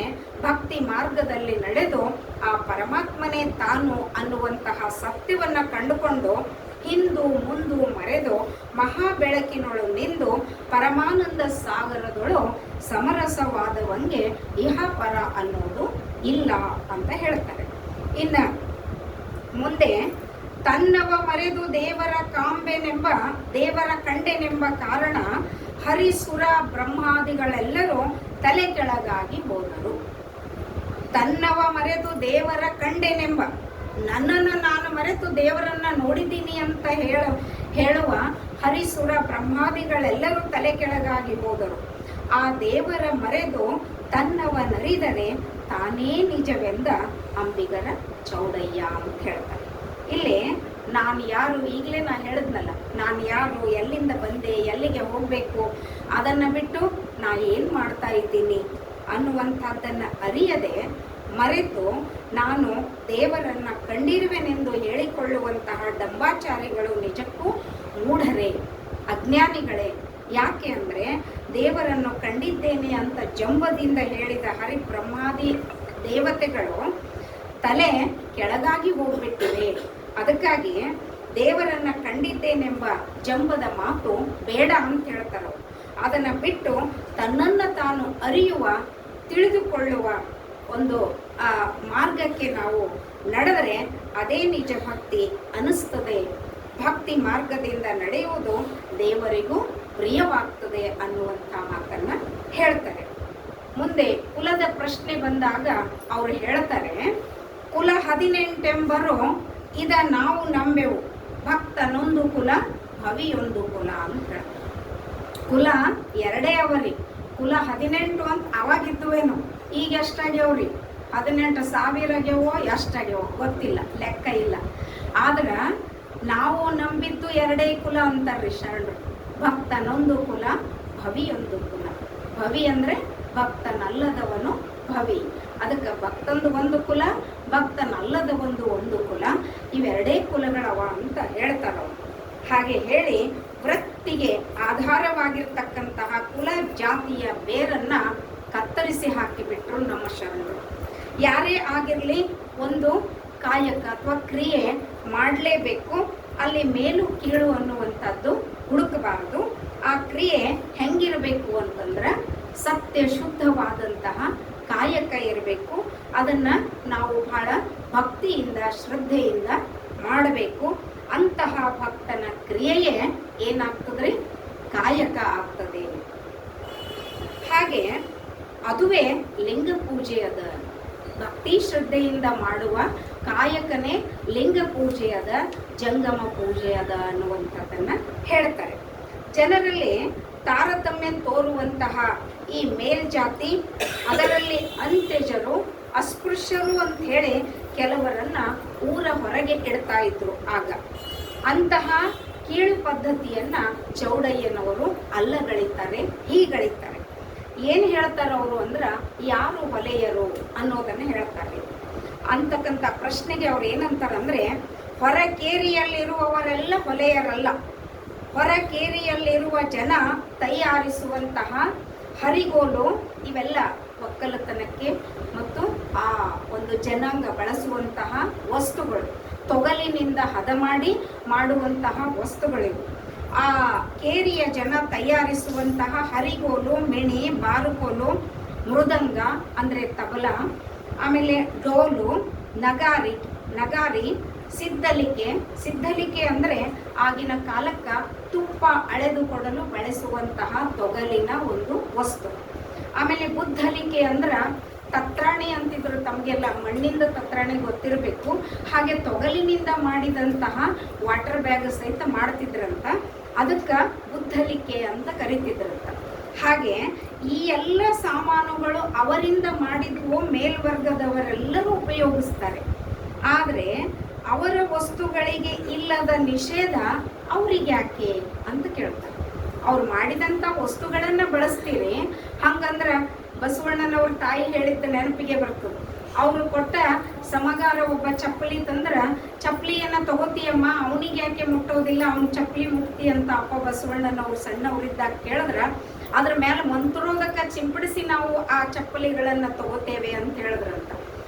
ಜೀವ ಇಲ್ಲದ ವಸ್ತುಗಳಿಗೆ ಮಂತ್ರೋದಕ ಸಿಂಪಡಿಸಿ ಪರಿಶುದ್ಧ ಮಾಡ್ತೀರಂದ್ರ ಜೀವ ಇದ್ದ ವ್ಯಕ್ತಿಗಳಿಗೆ ಮಂತ್ರೋದಕ ಸಿಂಪಡಿಸಿ ಅವರನ್ನ ಯಾಕೆ ಮುಟ್ಟೋದಿಲ್ಲ ಅಂತ ಅಪ್ಪ ಬಸವಣ್ಣ ಕೇಳಿದ್ರಂತೆ. ಹಾಗೆ ಇವರು ಸಹಿತ ಅದೇ ಹೇಳ್ತಾರೆ. ಮುಂದುವರೆದು ಊರ ಹೊರಗಿರುವವರು ಮಾತ್ರ ಹೊಲೆಯರಲ್ಲ, ಊರ ಒಳಗಿರುವವರು ಹೊಲೆಯರು ಅನ್ನೋದನ್ನ ಹೇಳ್ತಾರೆ. ಹಾಗಾದ್ರೆ ಯಾರು ಹೊಲೆಯರು? ತಂದೆ ತಾಯಿಗೆ ಬೈದವನು, ತಂದೆಗೆ ಎದುರುತ್ತ ಕೊಟ್ಟವನು, ಇದೆಲ್ಲ ವಚನಗಳೊಳಗೆ ಬರ್ತದ್ರಿ. ಪ್ರತಿಯೊಂದು ವಚನ ಹೇಳಲಿಕ್ಕಾಗಲ್ಲ. ಕೊಡುವ ದಾನಕ್ಕೆ ಅಡ್ಡ ಬಂದವನು, ನಡೆವ ದಾರಿಗೆ ಮುಳ್ಳು ಹಚ್ಚಿದವನು, ಆಮೇಲೆ ಹತ್ತು ಆಡಿದರೆ ಒಂದೂ ನಿಜವಿಲ್ಲದವನು ಅಂದ್ರೆ ಪೂರ್ಣ ಪ್ರಮಾಣದಲ್ಲಿ ಸುಳ್ಳಾಡುವವನು, ಮನದಲ್ಲಿ ಪರಸತಿಯ ಬಯಸುವವನು, ಲಿಂಗವ ಬಿಟ್ಟು ತಿರುಗುವವನು, ಲಿಂಗ ಪೂಜೆಯ ಮಾಡದವನು, ಧರ್ಮ ಮಾರ್ಗದಲ್ಲಿ ನಡೆಯದವನು, ಇವರೆಲ್ಲರೂ ಊರ ತುಂಬ ಓಡಾಡ್ತಾರಲ್ಲ ಇವರು ಹೊಲೆಯರು ಅಂತ ಹೇಳ್ತಾರೆ. ಹಾಗೆ ಏಕದೇವೋಪಾಸನೆ ಕುರಿತು ಬಹಳ ಚಂದ ಅವರು ಮಾತಾಡ್ತಾರೆ. ನಮ್ಮ ಅಣ್ಣವರಿಗೆ ಈ ವಿಷಯ ಇಟ್ಕೊಳ್ಳೇನ್ರಿ ಅಂದ್ರೆ ಅದೇ ವಚನ ಹೇಳಿದ್ರು ಮೊದಲ ಬಸವರಾಜ ದೊಳಗುಂದಿ ಅಣ್ಣ ಅವರು. ಕಟ್ಟಿದ ಲಿಂಗ ಕಿರಿದು ಮಾಡಿ ಬೆಟ್ಟದ ಲಿಂಗವ ಹಿರಿದು ಮಾಡುವ ಪರಿಯ ನೋಡ. ಕಟ್ಟಿದ ಗುರು ಹಸ್ತಮಸ್ತಕ ಸಂಯೋಗದ ಮೂಲಕ ನಮಗೆ ಧಾರಣ ಮಾಡಿರುವಂತಹ ಆ ಇಷ್ಟಲಿಂಗವನ್ನ ಬಿಟ್ಟು ಬೆಟ್ಟದ ಲಿಂಗವ ಹಿರಿದು ಮಾಡುವ ಪರಿಯ ನೋಡ. ಬೆಟ್ಟದ ಲಿಂಗವೇ ದೊಡ್ಡದು ಅಂತ ಮಾಡ್ತಾರಲ್ಲ ಈ ರೀತಿ ಅಂತ ಹೇಳ್ತಾರ. ಇಂತಪ್ಪ ಲೊಟ್ಟಿ ಮೂಳರ ಕಂಡರೆ ಏನು ಮಾಡ್ಬೇಕಂತ ಹೇಳ್ತಾರ ಬಹಳ ನಿಷ್ಠುರವಾಗಿ. ಅಂದ್ರ ಗಟ್ಟಿ ಉಳ್ಳ ಪಾದರಕ್ಷೆಯ ತೆಗೆದುಕೊಂಡು ಲೊಟನೆ ಹೊಡೆಯಂದಾತ ನಮ್ಮ ಅಂಬಿಗರ ಚೌಡಯ್ಯ. ನಮ್ಮದು ನಾವೇ ಆತ್ಮಾವಲೋಕನ ಮಾಡ್ಕೋಬೇಕ್ರಿ. ಯಾರು ಇಷ್ಟಲಿಂಗ ಪೂಜಕರಿದ್ದೀವಿ, ಯಾರು ಸ್ಥಾವರ ಲಿಂಗ ಪೂಜಕರಿದ್ದೀವಿ ಅನ್ನೋದನ್ನ, ಅಂಥವರಿಗೆ ಈ ರೀತಿ ಪೆಟ್ಟು ಕೊಡಬೇಕು ಅನ್ನೋದನ್ನ ಅವ್ರು ಹೇಳ್ತಾರೆ. ಲಿಂಗಾಯತ ಧರ್ಮವನ್ನ ಒಪ್ಪಿಕೊಂಡು ಅಪ್ಪಿಕೊಂಡಿರ್ತಕ್ಕಂತಹ ಇವರು ಇಲ್ಲಿ ನಡೀತಕ್ಕಂತಹ ಎಲ್ಲ ನ್ಯೂನತೆಗಳನ್ನ ಎತ್ತಿ ತೋರಿಸ್ತಾರೆ. ಕಲ್ಲು ಮಣ್ಣು ಮರ ಇವುಗಳಿಂದಾಗಿರ್ತಕ್ಕಂತಹ ದೇವರುಗಳನ್ನ ಪೂಜಿಸದೆ ಜಗಭರಿತನಾದಂತಹ ಆ ಪರಾತ್ಪರ ಪರಮಾತ್ಮನನ್ನ ಇಷ್ಟಲಿಂಗದ ರೂಪದಲ್ಲಿ ಗುರುವಿನಿಂದ ಅನುಗ್ರಹಿಸಲ್ಪಟ್ಟಿದ್ದೆ ಅಂತ ತಿಳ್ಕೊಂಡು ನಂಬಿ ಇಷ್ಟಲಿಂಗದ ಉಪಾಸನೆ ಮಾತ್ರ ಮಾಡಬೇಕು ಲಿಂಗಾಯತರಾದವರು ಅನ್ನುವಂಥದ್ದನ್ನ ಇಲ್ಲಿ ಅವರು ಹೇಳ್ತಾರೆ. ಭಕ್ತನ ಅಂಗದ ಮೇಲೆ ಶ್ರೀ ಗುರು ಅನುಗ್ರಹಿಸಿ ಕಟ್ಟಿರ್ತಕ್ಕಂತಹ ಈ ಲಿಂಗವನ್ನ ಬಿಟ್ಟು ಬೆಟ್ಟದ ಮೇಲಿರುವ ಸ್ಥಾವರ ಲಿಂಗವೇ ಶ್ರೇಷ್ಠ ಅಂತ ಪೂಜಿಸುವವರು ಮೂಢರಾಗಿದ್ದಾರೆ. ಅಂತಹ ಭಕ್ತರಿಗೆ ಗಟ್ಟಿಯಾದ ಪಾದರಕ್ಷೆ, ಮೆತ್ತನವಲ್ರಿ, ಗಟ್ಟಿಯಾದ ಪಾದರಕ್ಷೆಗಳನ್ನ ತಗೊಂಡು ಲೊಟನೆ ಹೊಡಿಬೇಕು ಅಂತ ಹೇಳ್ತಾರೆ. ಇನ್ನ ಪಂಡಿತ ಪುಟ್ಟರಾಜ ಗವಾಯಿಗಳು ನಮ್ಮ ತಮ್ಮ ಬಹಳ ಚಂದ ಹಾಡ್ತಾರ್ರಿ ಗುಡ್ಡ. ಅವ್ರು ಇದನ್ನ ನಾ ಏನಷ್ಟು ಪಾಂಡಿತ್ಯ ಇಲ್ಲ, ಹೇಳ್ತೀನಿ ನಿಮ್ಗೆ. ಅವ್ರೆಷ್ಟು ನೊಂದುಕೊಂಡು ಇದನ್ನ ನುಡಿದ್ರು ಪುಟ್ಟರಾಜ ಗವಾಯಿಗಳು ಅಂತ. ಕಲ್ಲು ಕಟ್ಟಿಗೆ ಮಣ್ಣಿನಲ್ಲಿ ಶಿವನಿದ್ದರೆ ಗುರುವೇಕೆ ಬೇಕು ಲಿಂಗವ ಕೊಡುವುದಕ್ಕೆ, ಜಂಗಮವೇಕೆ ಬೇಕು ಭಕ್ತಿ ಪರೀಕ್ಷಿಸಲಿಕ್ಕೆ. ಗುರುವೇಕೆ ಬೇಕು ಲಿಂಗವ ಕೊಡುವುದಕ್ಕೆ, ಜಂಗಮವೇಕೆ ಬೇಕು ಭಕ್ತಿ ಪರೀಕ್ಷಿಸಲಿಕ್ಕೆ. ಕಂಡುದನ್ನೆಲ್ಲ ದೇವರೆಂದು ತಿಳಿದು ಅಡ್ಡ ಬೀಳುವ ಜನರ ಕಾಣಬಾರದೆಂದು. ಕಂಡುದನ್ನೆಲ್ಲ ದೇವರೆಂದು ತಿಳಿದು ಅಡ್ಡ ಬೀಳುವ ಜನರ ನೋಡಬಾರದೆಂದು. ಎನ್ನ ಕಣ್ಮುಚ್ಚಿದೇನಯ್ಯ ಗುರುಕುಮಾರ ಪಂಚಾಕ್ಷರೇಶ್ವರ ಅಂತ ಅವರು ನಮ್ಮ ಮನಕ್ಕೆ ಮುಟ್ಟುವ ರೀತಿಯಲ್ಲಿ ಬಹಳ ನೊಂದು ಈ ಮಾತನ್ನ ಪುಟ್ಟರಾಜ ಗವಾಯಿಗಳು ಹೇಳುತ್ತಾರೆ. ಮುಂದಿನ ವಚನ ಮತ್ತೆ ಏಕದೇವೋಪಾಸನೆ ಕುರಿತು. ಬೆಟ್ಟದ ಲಿಂಗವ ಹಿರಿದು ಮಾಡಿಕೊಂಡು ಪರಿವ ಕೊಟ್ಟ ಮೂಳರಿರ ಬಿಟ್ಟು ಬಿಡಿ ಇಷ್ಟಲಿಂಗವ. ನಿಮಗೆ ಬೆಟ್ಟದ ಲಿಂಗನೇ ಬೇಕಾಗಿತ್ತಂದ್ರ ಇಷ್ಟಲಿಂಗ ಕಟ್ಕೋಬೇಡ್ರಿ, ಬಿಟ್ಟು ಬಿಡ್ರಿ ಅದನ್ನ ಅಂತ ಹೇಳ್ತಾರ ಅವ್ರು ಗಟ್ಟಿಯಾಗಿ. ಇಷ್ಟ ನಮ್ಮ ಕೈಗೆ ನೀವು ಕೊಡದಿದ್ದರೆ ಆ ಇಷ್ಟಲಿಂಗವನ್ನ ನಮ್ಮ ಕೈ ಕೊಟ್ಟು ಬಿಡ್ರಿ. ಒಂದು ವೇಳೆ ಕೊಡ್ಲಿಲ್ಲ ಅಂದ್ರ ನಡು ನೀರೊಳಗೆ ಒಯ್ದು ಕಟ್ಟಿ ಮುಳುಗಿಸಿ ನಿಮ್ಮನ್ನ ಲಿಂಗೈಕ್ಯರ ಮಾಡುವೆನೆಂದ ಆತ ನಮ್ಮ ಅಂಬಿಗರ ಚೌಡಯ್ಯ ಅಂತ ಹೇಳ್ತಾರೆ. ಇಲ್ಲಿ ನಿಮ್ಮ ಇಷ್ಟಲಿಂಗ ನೀವು ನಂಬಿದ್ದೆ ಆದ್ರೆ ಅದೇ ಲಿಂಗಕ್ಕೆ ನೋಡ್ಕೋತ ಹೋಗ್ರಿ, ಇಷ್ಟಲಿಂಗ ನಮ್ಗೆ ಕೊಟ್ಟು ಬಿಡ್ರಿ. ಒಂದು ವೇಳೆ ಕೊಡ್ಲಿಲ್ಲ ಅಂತಂದ್ರ ನಿಮಗ ನಡು ನೀರಿಗೆ ಒಯ್ದು ಕಟ್ಟಿ ಮುಳುಗಿಸಿ ಲಿಂಗೈಕ್ಯರನ್ನಾಗಿ ಮಾಡ್ತೇನೆ ಅನ್ನುವಂತಹ ಗಣಾಚಾರದ ತತ್ವ ಈ ಒಂದು ವಚನದಲ್ಲಿ ಹೀಗೆ ಹೇಳುವಲ್ಲಿ ಸ್ಥಾವರ ಲಿಂಗದ ಪರಿಕಲ್ಪನೆಯನ್ನ ಅಲ್ಲಗಳೆದು ಇಷ್ಟಲಿಂಗದ ಹಿರಿಮೆಯನ್ನ ಇದರಲ್ಲಿ ಸಾರಿದ್ದು ನಾವು ನೋಡುತ್ತೇವೆ. ಮುಂದೆ ಹೇಳುತ್ತಾರೆ, ತುದಿ ನಾಲಿಗೆಯಲ್ಲಿ ಲಿಂಗವ ನಂಬಿದೆನೆಂದು ಗಳಗುವ ಗೊಡ್ಡ ಮೂಳರ ಕಂಡರೆ ಎದೆಯನ್ನು ಒದ್ದೊದ್ದು ತುಳಿಯಂದಾತ ನಮ್ಮ ಅಂಬಿಗರ ಚೌಡಯ್ಯ. ಇನ್ನೇನು ಹೇಳ್ಬೇಕ್ರಿ ನಮಗ? ಇಷ್ಟು ನಿಷ್ಠುರವಾಗಿ ಹೇಳಿದ್ರಲ್ರಿ, ಮನನೊಂದು ಹೇಳಿದ್ರಲ್ರಿ ಶರಣರು. ಇನ್ನು ನಾವೆಲ್ಲಿದ್ದೇವೆ?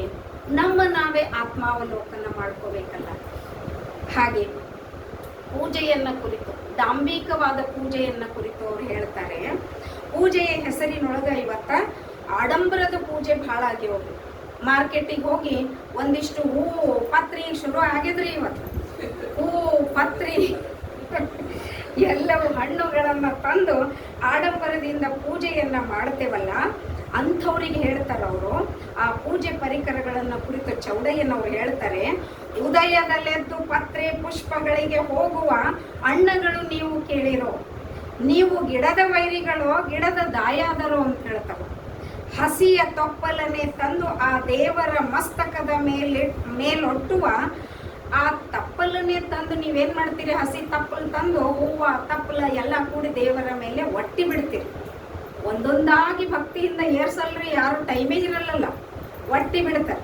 ಹಾಗೆ ಅವ್ರು ಹೇಳ್ತಾರೆ, ಇದು ಮಾಡೋದಕ್ಕಿಂತ ಆ ತೊಪ್ಪಲನ್ನೇ ತಂದು ಬಿಸಿ ಮಾಡಿ ಪಶುಪತಿಯ ಜಂಗಮಕ್ಕೆ ನೀಡಿದೊಡೆ, ಆ ಜಂಗಮದ ಬಸಿರು ತುಂಬಿದೊಡೆ, ಆ ಜಂಗಮದ ಹೊಟ್ಟೆ, ಬಸಿರು ಅಂದ್ರೆ ಹೊಟ್ಟೆ, ಆ ಜಂಗಮದ ಹೊಟ್ಟೆ ತುಂಬಿತು ಅಂದ್ರ ಲಿಂಗದ ಹಸಿ ಒಡಗಿತ್ತೆಂದಾತ ನಮ್ಮ ಅಂಬಿಗರ ಚೌಡಯ್ಯ ಅಂತ ಹೇಳ್ತಾರೆ. ಅದಕ್ಕೆ ಈ ಆಡಂಬರದ ಪೂಜೆ ಮಾಡೋದರಲ್ಲಿ ಯಾವ ಅರ್ಥನೂ ಇಲ್ಲ. ಭಕ್ತಿ ಶ್ರದ್ಧೆ ನಿಷ್ಠೆಯಿಂದ ಇಷ್ಟಲಿಂಗ ಪೂಜೆಯನ್ನ ಮಾಡಬೇಕು. ಆ ಆಡಂಬರದ ಪೂಜೆ ಮಾಡೋದಕ್ಕಿಂತ ಏನ್ ಮಾಡ್ಬೇಕಂದ್ರ ಅದರ ಬದಲಾಗಿ ಹಸಿದ ಜನರ ಹಸಿವ ಹಿಂಗಿಸಿದರೆ ಅವರ ಶುಭ ಹಾರೈಕೆಯಿಂದ ನಿಮಗೆ ಒಳ್ಳೆಯದಾಗ್ತದೆ ಅನ್ನೋದನ್ನ ಆ ಮೂಲಕ ದೇವರು ಕೂಡ ಲಿಂಗಯ್ಯನು ಕೂಡ ತೃಪ್ತನಾಗ್ತಾನೆ ಅನ್ನೋದನ್ನ ಹೇಳ್ತಾರೆ. ಅದಕ್ಕೆ ಅಪ್ಪ ಬಸವಣ್ಣನವರು ಹೇಳ್ತಾರೆ, ಲಿಂಗಕ್ಕೆ ಉಂಬ ಬಾಯಿ ಜಂಗಮ. ಅದಕ್ಕೆ ಜಂಗಮ ತೃಪ್ತಿಯೇ ಲಿಂಗ ತೃಪ್ತಿಯಾಗ್ತದೆ ಅಂತ ಹೇಳ್ತಾರೆ. ಮುಂದೆ ಪೂಜೆ ಅಂತಕ್ಕಂಥದ್ದು ಬಹಿರಂಗದ ಪ್ರದರ್ಶನ ಆಗಬಾರದು. ಜನ ಮೆಚ್ಚುವುದಕ್ಕಾಗಿ ನಾವು ಪೂಜೆ ಮಾಡಬಾರದು. ಮನಸ್ಸಾಕ್ಷಿಯಾಗಿ ಆ ಪೂಜೆಯನ್ನ ಮಾಡಬೇಕು ಅನ್ನುವಂಥದ್ದನ್ನ ಹೇಳ್ತಾರೆ. ಹೂವಿನಿಂದ ಪೂಜಿಸಿದ ಪುಣ್ಯ ಹೂವಿಗೆ, ನೀರ ನೆರೆದ ಪುಣ್ಯ ನೀರಿಗೆ, ಪೂಜೆ ನೋಡಿದವರ ಪುಣ್ಯ ನೋಡಿದವರಿಗೆ, ಪೂಜೆ ಮಾಡಿದವನಿಗೆ ಏನು ಉಳಿಯಿತು ಅಂತ ಕೇಳ್ತಾರ. ಎಲ್ಲವೂ ಬೇರೆ ಕಡೆಯಿಂದ ತಗೊಂಡು ಬಂದು ಮಾಡಿದ್ರ ನಿನಗೇನು ಸಿಗ್ತದೋ ಅಂತ ಕೇಳ್ತಾರ. ಪೂಜೆ ಮಾಡಲು ಒಂದು ಕಡೆ ಶರಣರು ಹೇಳ್ತಾರೆ, ನೀವು ಪೂಜೆಗೆ ಉಪಯೋಗಿಸುವ ಹೂಗಳನ್ನು ಸಹಿತ ನೀನೇ ಬೆಳೆಸಬೇಕು, ಅಂತ ಹೂಗಳನ್ನ ಮಾತ್ರ ನೀನು ಬಳಸು ಅಂತ ಹೇಳ್ತಾರೆ. ಆ ಪೂಜೆ ಮಾಡಲು ಮನಸ್ಸು ಮುಖ್ಯ, ಪೂಜಾ ಸಾಮಗ್ರಿಗಳಲ್ಲ. ಮನಸ್ಸಿಟ್ಟು ಮಾಡಿದ ಪೂಜೆಯ ಫಲ ಮಾತ್ರ ಮಾಡಿದವನಿಗೆ ಸಲ್ತದೆ ಅನ್ನುವಂಥದ್ದು ಅಂಬಿಗರ ಚೌಡಯ್ಯನವರ ನಿಲುವು. ಇನ್ನ ಇಷ್ಟೆಲ್ಲ ಹೇಳಿದವರು ಮಾನವೀಯ ಒಂದು ಅನುಕಂಪದ ವಚನಗಳನ್ನು ಸಹಿತ ಅವರು ಬರೀತಾರೆ. ಕಟ್ಟಿಗೆಯ ಹೊರೆಯ ಹೊತ್ತು ಬಟ್ಟೆಯಲ್ಲಿ ಬರುವ ಮಹೇಶ್ವರನ ಕಂಡು ಆ ಹೇರಿಗೆ ತಲೆಯ ಕೊಟ್ಟವಂಗೆ ಪುಣ್ಯಬಹುದು ಅಂತ ಹೇಳ್ತಾರೆ. ದಾರಿಯಲ್ಲಿ ಯಾರೋ ಒಂದು ಕಟ್ಟಿಗೆ ಹೊರೆ ಇರಬಹುದು, ಯಾವುದೋ ಒಂದು ಭಾರ ಹೊತ್ತುಕೊಂಡು ಬರ್ತಾ ಇದ್ರೆ ಅವರ ತಲೆಗೆ ನಮ್ಮ ತಲೆಯನ್ನು ಕೊಟ್ಟು ಆ ಒಂದು ಭಾರವನ್ನು ಒಂದಷ್ಟು ಹೊತ್ತು ನಾವು ಹೊತ್ತುಕೊಂಡು ಅವರಿಗೆ ಆಸರೆಯಾದರೆ ಅದರಿಂದ ನಮಗೆ ಪುಣ್ಯ ಉಂಟು ಅಂತ ಹೇಳುವಲ್ಲಿ ಮಾನವೀಯ ಅನುಕಂಪವನ್ನು ಸಹಿತ ಇವರು ಪ್ರೋತ್ಸಾಹಿಸಿದ್ದನ್ನು ನಾವು ನೋಡುತ್ತೇವೆ. ಇನ್ನೂ ಕಠೋರವಾಗಿ ಅವರು ಹೇಳಿದಂತಹ ವಚನಗಳು ಒಂದೆರಡು ಹೇಳಬೇಕು ಅಂತಂದರೆ, ಅಂಬಿಗರ ಚೌಡಯ್ಯನವರು ಹೆಚ್ಚು ಸುಪರಿಚಿತವಾದದ್ದು ತಮ್ಮ ನೇರ ನಿರ್ಬಿಡೆಯ ನಿಷ್ಠುರತೆಯ ಮಾತುಗಳಿಂದ ಅಂತ ಹೇಳಬಹುದು. ಯಾವುದೇ ದಾಕ್ಷಿಣ್ಯಕ್ಕೆ ಒಳಗಾಗದ ಮಾತುಗಾರಿಕೆ ಅವ್ರದ್ದಾಗಿರ್ತದೆ.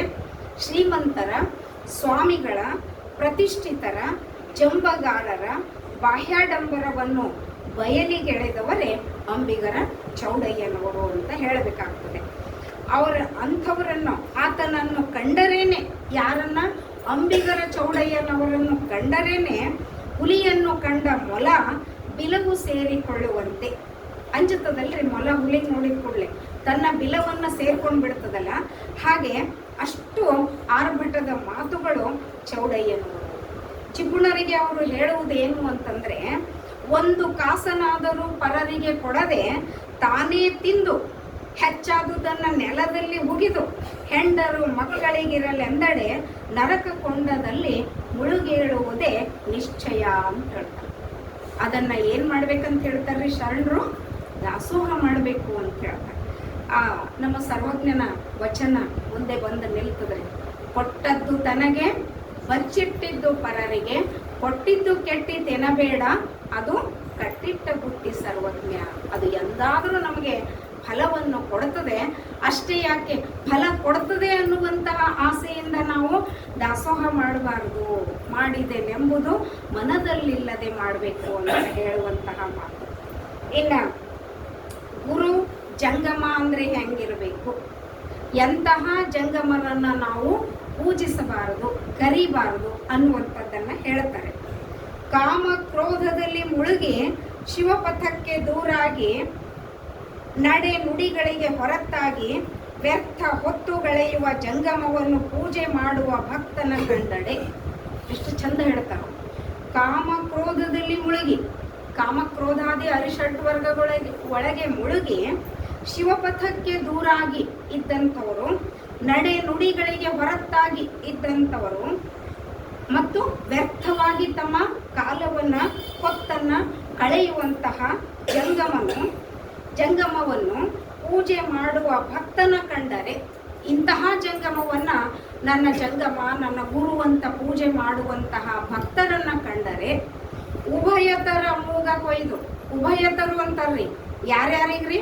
ಜಂಗಮರು ಮತ್ತೆ ಭಕ್ತ ಇಬ್ಬರ ಮೂಗನ್ನ ಕೊಯ್ದು ಮೆಣಸಿನ ಹಿಟ್ಟು ತುಪ್ಪವನ್ನ ತುಂಬಿ ಹೇಳ್ತಾರ್ರಿ ಅವರು ಇಷ್ಟು ನಿಷ್ಠುರವಾಗಿ. ಪಡಿಹಾರಿ ಉತ್ತಣ್ಣನ ಎಡಪಾದುಕೆಯಿಂದ ಪಟಪಟನೆ ಹೊಡೆಯಂದಾತ ಅಂಬಿಗರ ಚೌಡಯ್ಯ. ಈ ರೀತಿ ಆಚಾರವಿಲ್ಲದ ಬದುಕು ಆಗಬಾರದು ಅನ್ನುವಂಥದ್ದು ಅವರ ಉದ್ದೇಶ. ಮುಂದುವರೆದು ಹೇಳ್ತಾರೆ, ಕಂತೆ ತೊಟ್ಟಾತ ಗುರುವಲ್ಲ, ಕಾವಿ ಹೊತ್ತವ ಜಂಗಮವಲ್ಲ, ಶೀಲ ಕೆಟ್ಟವ ಶಿವಭಕ್ತನಲ್ಲ, ನೀರು ತೀರ್ಥವಲ್ಲ, ಕೂಳು ಪ್ರಸಾದವಲ್ಲ, ಹೌದೆಂಬವನ ಹಿಡಿದು, ಹೌದು ಇದೇ ಕರೆಕ್ಟು ಅನ್ನವನಿಗೆ ಏನ್ ಮಾಡ್ಬೇಕಂತ, ಹೌದೆಂಬವನ ಹಿಡಿದು ಅರ್ಧಮಣ ಪಾದರಕ್ಷೆಯ ತೂಗಿ, ಒಂದು ಮಾಸಿಗೆ ಕಡಿಮೆ ಇಲ್ಲದೆ ತೂಗಿ ತೂಗಿ ಟೊಕನೆ ಹೊಡೆಯಂದಾತ ನಮ್ಮ ಅಂಬಿಗರ ಚೌಡಯ್ಯ. ಹಾಗೆ ಲಿಂಗಧಾರಿಗಳಾದ ಮೇಲೆ ಜಾತಿ ಕುಲವನ್ನ ಎಣಿಸಬಾರದು ಅನ್ನುವಂಥದ್ದು ಶರಣರ ಸಿದ್ಧಾಂತದ ಬಹುಮುಖ್ಯ ತತ್ವ ಅನ್ನೋದು ಇಲ್ಲಿ ನಮಗೆ ಅರ್ಥವಾಗುತ್ತದೆ. ಈ ಸಿದ್ಧಾಂತವನ್ನ ಒಪ್ಕೊಂಡಂಥವರೇ ಅದಕ್ಕೆ ವಿರೋಧವಾಗಿ ನಡೆದ್ರೆ, ದಾರಿ ತೋರಿಸುವಂತಹ ಗುರುಗಳೇ ದಾರಿ ತಪ್ಪಿ ನಡೆದರೆ ಚೌಡಯ್ಯನವರು ಕೆರಳಿ ಬಿಡ್ತಾರೆ. ಅವರಿಗೆ ಬಹಳ ಸಿಟ್ಟು ಬಂದು ಬಿಡ್ತದೆ. ಕೇಳದ ನೆಲೆ ಮಾನವ ಪಂಚ ಮಹಾಪಾತಕ ದೋಷಾದಿಗಳನ್ನು ಮಾಡಿ ಬಾಯಿಲೆ ಶಿವ ಶಿವ ಎಂದು ಶಿವನ ನೆನೆದರೆ ಭವ ಹರಿಯುತ್ತೆಂಬ ವಿಚಾರಗೇಡಿಗಳ ಮಾತು ಕೇಳಲಾಗದು. ಸುಮ್ಮನೆ ಮಾಡವೆಲ್ಲ ಅನಾಚಾರಗಳ ಮಾಡಿ ಬಾಯಿ ಒಳಗ ಶಿವ ಶಿವ ಅಂತ ಅನ್ನುವಂತಹ ಅನಾಚಾರಿಗಳ ಮಾತು ನನಗೆ ಕೇಳಲಿಕ್ಕಾಗೋದಿಲ್ಲ. ಭವ ಹರಿಯುತ್ತೆಂಬ ವಿಚಾರಗೇಡಿಗಳ ಮಾತು ಕೇಳಲಾಗದು. ಜ್ಯೋತಿಯ ನೆನೆದರೆ ಕತ್ತಲೆ ಹಿಂಗುವುದೇ? ಜ್ಯೋತಿಯನ್ನ ನೆನೆಸ್ಕೊಂಡ್ರೆ ಕತ್ತಲೆ ಹೋಗ್ತದೇನು? ಹಾಗೆ ರಂಭೆಯ ನೆನೆದರೆ ಕಾಮದ ಕಳವಳ ಹಿಂಗುವುದೇ? ಮೃಷ್ಟಾನ್ನವ ನೆನೆದರೆ ಹೊಟ್ಟೆ ತುಂಬುವುದೇ? ಮಾಡಿದಂತಹ ದೋಷವು ಹೋಗಲಾರದು. ಇಂತಹ ದುರಾಚಾರಿಗಳ ಪಡಿಹಾರಿ ಉತ್ತಣ್ಣನ ಪಾದುಕೆಯಿಂದ ಹೊಡಿ ಎಂದಾತ ನಮ್ಮ ಅಂಬಿಗರ ಚೌಡಯ್ಯ ಅಂತ ಹೇಳ್ತಾರೆ. ಕೆಟ್ಟ ಕೆಲಸಗಳನ್ನು ಮಾಡಿ ಬಾಯಿಯಲ್ಲಿ ಶಿವ ಶಿವ ಅಂತ ಶಿವನನ್ನು ಪ್ರಾರ್ಥಿಸಿದರೆ ಅದು ಸರಿ ಹೋಗೋದಿಲ್ಲ ಅನ್ನುವಂತಹ ಡಾಂಬಿಕ ಜನರಿಗೆ ಚೌಡಯ್ಯನವರು ಬಹಳ ತೀವ್ರವಾಗಿ ಖಂಡಿಸಿದ್ದನ್ನು ಇಲ್ಲಿ ನೋಡ್ತೇವೆ. ಹಸಿವಾದವನು ಮೃಷ್ಟಾನ್ನವನ್ನು ನೆನೆದರೆ ಹೊಟ್ಟೆ ತುಂಬುತ್ತದೇನ್ರಿ? ಇಲ್ಲ. ಹಾಗೆ ಕತ್ತಲೆಯಲ್ಲಿ ಕೂತು ದೀಪ ದೀಪ ಅಂತ ಬಾಯಿಲಿಂದ ಅಂದ್ರೆ ಬೆಳಕಾಗ್ತದೇನ್ರಿ? ಕತ್ತಲೆ ಹೋಗಿ ಇಲ್ಲ. ಹಾಗೆ ಶಿವ ಶಿವ ಅಂದರೆ ಈ ಪಾಪ ದೂರ ಆಗೋದಿಲ್ಲ, ಅದು ಆಚಾರದಲ್ಲಿ ಬರಬೇಕು ಅನ್ನುವಂತಹ ಮಾತನ್ನ ಅವರು ಹೇಳ್ತಾರೆ. ಮುಂದುವರೆದು ಹೇಳ್ತಾರೆ, ಕುಲಹೀನ ಶಿಷ್ಯಂಗೆ ಬಹಳ ಮಹತ್ವದ ಒಂದು ವಚನ ಇದು. ಕುಲಹೀನ ಶಿಷ್ಯಂಗೆ ಅನುಗ್ರಹವ ಮಾಡಿ ತಿರುಗಿ ಅವನ ಮನೆಯಲ್ಲಿ ಉಣಬಾರದೆಂದು ಅಕ್ಕಿ ಕಣಕವ ಕೊಂಡು ಹೋಗುವ ಗುರುವಿನ ಕಂಡಡೆ ಏನ್ ಮಾಡ್ಬೇಕಂತ್ರಿ? ಕೆಡವಿ ಹಾಕಿ ಮೂಗನೆ ಕೊಯ್ದು ಇಟ್ಟಂಗಿಯ ಕಲ್ಲಿಲೆ ತಿಕ್ಕಿ ಸಾಸಿವೆ ಹಿಟ್ಟನೆ ತಳೆದು ಮೇಲೆ ಲಿಂಬೆಯ ಹುಳಿಯನ್ನು ಹಿಂಡಿ ಪಡುವ ಗಾಳಿಗೆ ಹಿಡಿಯಂದಾತ ನಮ್ಮ ಅಂಬಿಗರ ಚೌಡಯ್ಯ. ನೋಡ್ರಿ, ಕುಲಹೀನನಾದಂತಹ ಶಿಷ್ಯನಿಗೆ ಗುರುವು ಹಸ್ತಮಸ್ತಕ ಸಂಯೋಗದಿಂದ ಲಿಂಗದೀಕ್ಷೆಯನ್ನ ನೀಡಿ ಪರಿಶುದ್ಧನಾಗಿ ಮಾಡಿದ ಬಳಿಕ ಆತನ ಜೊತೆಗೆ ಆ ಗುರುವಾದವನು, ಆ ಜಂಗಮವಾದವನು ಆ ಶಿಷ್ಯನ ಜೊತೆಗೆ ಕೂತು ಸಹಭೋಜನವನ್ನ ಮಾಡಬೇಕ್ರಿ. ಇದು ಜಂಗಮನ ಅಥವಾ ಗುರುವಿನ ಲಕ್ಷಣ ಅದ. ಅದನ್ನ ಬಿಟ್ಟು ಆತನ ಮನೆಯಲ್ಲಿ ಪ್ರಸಾದ ಸ್ವೀಕರಿಸಿದರೆ ತನ್ನ ಜಂಗಮತನಕ್ಕೆ ಚ್ಯುತಿ ಬರ್ತದೆ ಅಂತ ತಿಳ್ಕೊಂಡು ಆ ಶಿಷ್ಯನಿಂದ ಅಕ್ಕಿ, ಗೋಧಿ, ಕಣಕವನ್ನು ಪಡ್ಕೊಂಡು ಬೆಲ್ಲ ಈ ಎಲ್ಲ ಪದಾರ್ಥಗಳನ್ನು ಪಡ್ಕೊಂಡು ಹೋಗುವಂಥವನು ನಿಜವಾದ ಗುರು ಅಲ್ಲವೇ ಅಲ್ಲ. ಅಂಥ ಡಾಂಬಿಕರ ಗುರುವನ್ನ ಏನ್ ಮಾಡ್ಬೇಕಂತ ಹೇಳಿದ್ರಿ, ನೆಲಕ್ಕೆ ಅವನಿಗೆ ಕೆಡವಿ ಮೂಗನ್ನ ಕೊಯ್ದು ಅದರ ಮೇಲೆ ಕೊಯ್ದ ಮೂಗಿನ ಮೇಲೆ ಇಟ್ಟಂಗಿ ಕಲ್ಲಿನಿಂದ ತಿಕ್ಕಿ ಸಾಸಿವೆ ಹಿಟ್ಟನ್ನು ಹಾಕಿ, ಇನ್ನೊಂದಿಷ್ಟು ಉರಿಬೇಕಲ್ಲ, ಸಾಸಿವೆ ಹಿಟ್ಟನ್ನು ಹಾಕಿ ನಂತರ ಲಿಂಬೆಯ ಹುಳಿಯನ್ನು ಹಿಂಡಿ ಪಶ್ಚಿಮ ದಿಕ್ಕಿಗೆ, ಪಡುವ ದಿಕ್ಕಿಗೆ ಅಂದರೆ ಮೂಡಣ ಅಂದ್ರೆ ಪೂರ್ವ, ಪಡುವಣ ಅಂದ್ರೆ ಪಶ್ಚಿಮ, ಬಡಗಣ, ತೆಂಕಣ. ಬಡಗಣ ಅಂದ್ರೆ ಉತ್ತರ, ತೆಂಕಣ ಅಂದ್ರೆ ದಕ್ಷಿಣ. ಇದು ಕನ್ನಡದ ದಿಕ್ಕುಗಳಲ್ಲಿ. ಹಾಗೆ ಪಡುವ ದಿಕ್ಕಿಗೆ ಅಂತಾರ, ಪಶ್ಚಿಮ ದಿಕ್ಕಿನ ಗಾಳಿಗೆ ಮುಖ ಮಾಡಿ ನಿಲ್ಲಿಸ್ಬೇಕು ಅವರಿಗೆ ಅಂತ ಹೇಳ್ತಾರೆ. ಈಗ ಮುಂದುವರೆದು ಅವರು ಹೇಳ್ತಾರೆ, ದಾಂಪತ್ಯದ ಸಾಮರಸ್ಯವನ್ನು ಕುರಿತು ಸಹ ಅವರು ಮಾತಾಡಿದ್ದನ್ನು ನಾವು ನೋಡ್ತೇವೆ. ಒಂದೇ ಒಂದು ವಚನವನ್ನು ತಗೊಂಡಿದ್ದೀನಿ. ಕೇಳಿರಯ್ಯ ಮಾನವರೇ, ಗಂಡ ಹೆಂಡಿರ ಮನಸ್ಸು ದೇವರ ಮುಂದೆ ನಂದಾದೇವಿಗೆ ಮುಟ್ಟಿಸಿದ ಹಾಗೆ. ಹೆಂಗಿರ್ತದ ಗಂಡ ಹೆಂಡರ ಸಾಮರಸ್ಯದ ಬದುಕು ಇತ್ತಂದ್ರ ದೇವರ ಮುಂದೆ 2 ಜೋಡು ದೀಪ ಹಚ್ಚಿದಂಗಿರ್ತದ. ಗಂಡ ಹೆಂಡಿರ ಮನಸ್ಸು ಬೇರಾದರೆ ಗಂಜಳದೊಳಗೆ ಹಂದಿ ಹೊರಳಾಡಿ ಒಂದರ ಮೇಲೆ ಒಂದು ಮೂಸಿದ ಹಾಗೆ ಅಂತ ಹೇಳ್ತಾರೆ. ಹೀಗೆ ಹೇಳುವಲ್ಲಿ ದಾಂಪತ್ಯದ ಸಾಮರಸ್ಯ ಹೇಗಿರಬೇಕು ಅನ್ನೋದನ್ನ ಅವರು ನಮಗೆ ತಿಳಿಸ್ಕೊಡ್ತಾರೆ. ಮತ್ತೆ ಇಲ್ಲಿ ನಮ್ಮ ಶರಣರಾಗಿರ್ತಕ್ಕಂತಹ ಜೇಡರ ದಾಸಿಮಯ್ಯನವರ ವಚನ ನಮಗೆ ಎದುರು ಬಂದು ನಿಲ್ಲುತ್ತದ್ರಿ.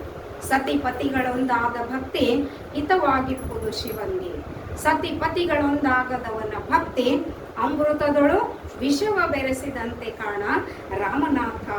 ಹಾಗೆ ದಾಂಪತ್ಯದ ಸಾಮರಸ್ಯವಾಗಿ ದಾಂಪತ್ಯ ಇದ್ರೆ, ಸತಿಪತಿಗಳೊಂದಾಗಿ ನಡೆಯುವಂತಹ ಸಾಮರಸ್ಯ ಇದ್ರೆ ಅದು ಸಂಸಾರಕ್ಕೆ ಒಳ್ಳೆಯದು, ಆಧ್ಯಾತ್ಮಿಕ ಸಾಧನೆಗೂ ಒಳ್ಳೆಯದು ಅನ್ನುವಂಥ ಮಾತನ್ನ ಇಲ್ಲಿ ಹೇಳ್ತಾರೆ. ಇಷ್ಟೆಲ್ಲ ಕಠೋರತೆ, ಪ್ರಖರ ವೈಚಾರಿಕತೆ ಅಂಬಿಗರ ಚೌಡಯ್ಯನವರ ವಚನಗಳಲ್ಲಿ ಕಂಡು ಬಂದರೂ ಕೂಡ ಇದಕ್ಕೂ ಮಿಗಿಲಾಗಿ ಮಾನವೀಯತೆ, ಅಂತಃಕರಣ, ವಿನಮ್ರತೆಯನ್ನ ಆ ಅವರ ವಚನಗಳಲ್ಲಿ ನಾವು ಕಾಣಬಹುದಾಗಿದೆ. ನಾವು ಮನಮೆಚ್ಚುವಂತೆ ನಡಿಬೇಕಲ್ಲದೆ ಜನ ಮೆಚ್ಚುವಂತೆ ನಡೆಯೋದಕ್ಕ ಆಗೋದೇ ಇಲ್ಲ ಅನ್ನುವಂಥದ್ದನ್ನ ಹೇಳಿದ್ದೆ. ಸಮಾಜದಲ್ಲಿ ಹೆಂಗ ನಡೆದ್ರೂ ಸಹ ಅದಕ್ಕೊಂದು ಜನ ಹೆಸರಿಡ್ತಾರೆ ಅನ್ನೋದನ್ನ ಸರಳವಾದ ನುಡಿಗಳಲ್ಲಿ ಅವ್ರು ಹೇಳ್ತಾರೆ. ಇದು ಕೂಡ ನಿಮಗೆ ಗೊತ್ತಿರುವಂತಹ ವಚನವೇ ಹೌದು. ಉಂಡರೆ ಭೂತನೆಂಬರು, ಉಣದಿದ್ದರೆ ಚಕೋರನೆಂಬರು, ಭೋಗಿಸಿದರೆ ಕಾಮಿ ಎಂಬರು, ಅಡವಿಯೊಳಗಿದ್ದರೆ ಮೃಗಜಾತಿ ಎಂಬರು, ನಿದ್ರೆಗೈದರೆ ಜಡದೇಹಿ ಎಂಬರು, ಎದ್ದಿದ್ದರೆ ಚಕೋರನೆಂಬರು, ಇಂತಿ ಜನ ಮೆಚ್ಚಿ ನಡೆದವರ ಎಡದ ಪಾದ ಕಿರುಗುಣಿಯಲ್ಲಿ ಮನೆ ಮಾಡು ಎಂದಾತ ನಮ್ಮ ಅಂಬಿಗರ ಚೌಡಯ್ಯ ಅಂತ ಹೇಳ್ತಾರೆ. ಹೀಗೆ ನಾವು ಜನರನ್ನ ಮೆಚ್ಚಿಸುವುದಕ್ಕಾಗಿ ಬದುಕಬಾರದು, ಜನ ಮೆಚ್ಚಿಸಿ ಬದುಕಲು ಆ ಜಗದೀಶನಿಗೂ ಸಾಧ್ಯ ಇಲ್ಲ ಅಂತ ಹೇಳ್ತಾರೆ. ಇನ್ನು ನಾವಂತೂ ಮನುಷ್ಯರು.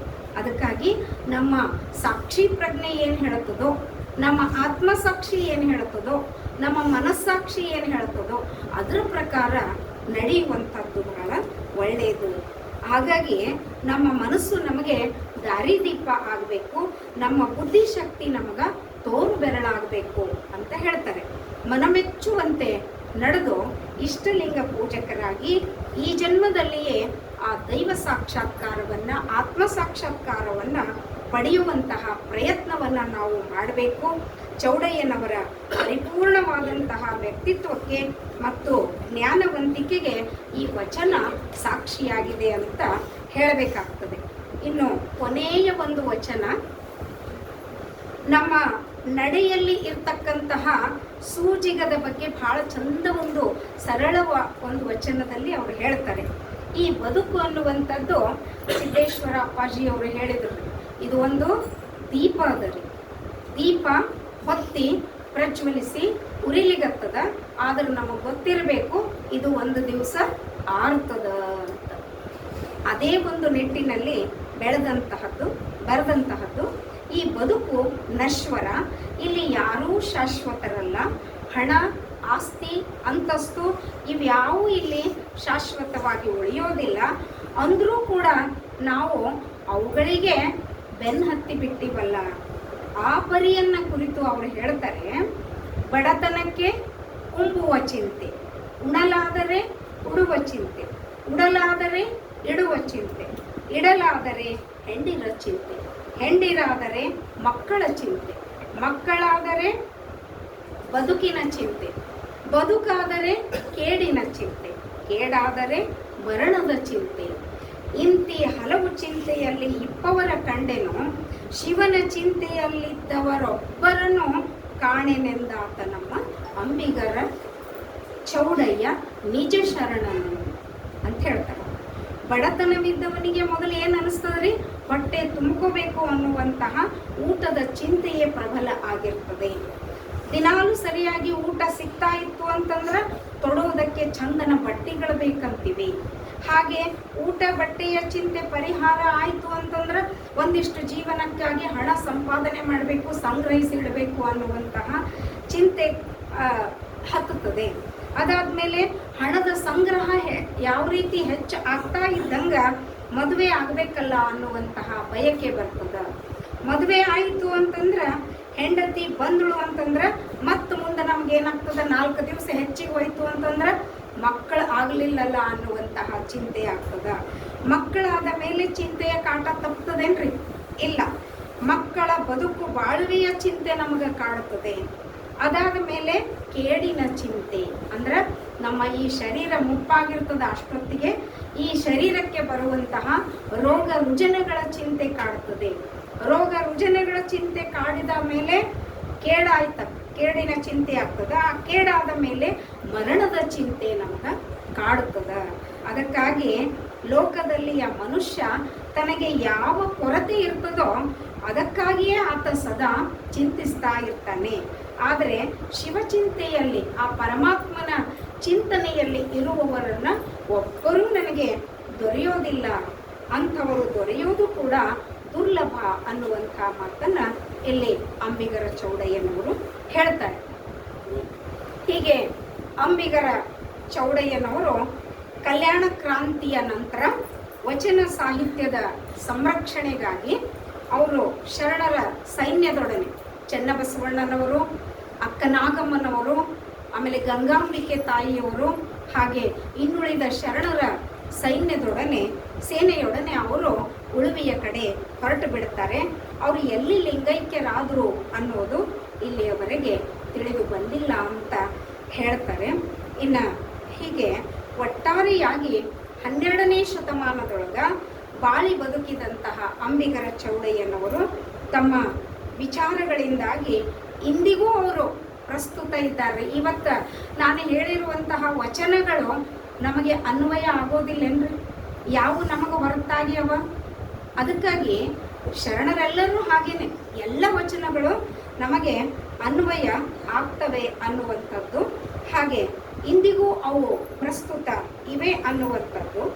ಅವರು ಅಂಬಿಗರ ಚೌಡಯ್ಯನವರು ಮೂಢನಂಬಿಕೆಗಳನ್ನು ಅಲ್ಲಗಳೆಯುತ್ತಾರೆ. ತಮ್ಮ ವಚನದ ಮೂಲಕ ಡಾಂಬಿಕತೆಯನ್ನು ವಿರೋಧಿಸ್ತಾರೆ, ವೇಷಧಾರಿಗಳನ್ನು ಟೀಕಿಸ್ತಾರೆ, ಜಾತೀಯತೆಯನ್ನು ನಿರಾಕರಿಸ್ತಾರೆ, ಬಡವ ಬಲ್ಲಿದರೆಂದು ಭೇದ ಮಾಡುವವರನ್ನು ಖಂಡಿಸ್ತಾರೆ, ಅಲ್ಲಗಳೆಯುತ್ತಾರೆ, ನೀತಿ ಪ್ರಧಾನವಾದ ಬಾಳ್ವೆಯನ್ನು ಮೆಚ್ಚಿಕೊಳ್ತಾರೆ, ದಾಂಪತ್ಯದ ಸಾಮರಸ್ಯವನ್ನು ಎತ್ತಿ ಹಿಡಿತಾರೆ, ಪರಿಸರದ ಪ್ರೀತಿಯನ್ನು ಕುರಿತು ಹೇಳ್ತಾರೆ, ಮಾನವೀಯ ಅನುಕಂಪವನ್ನು ಸಹ ಅವರು ಪ್ರೋತ್ಸಾಹಿಸ್ತಾರೆ.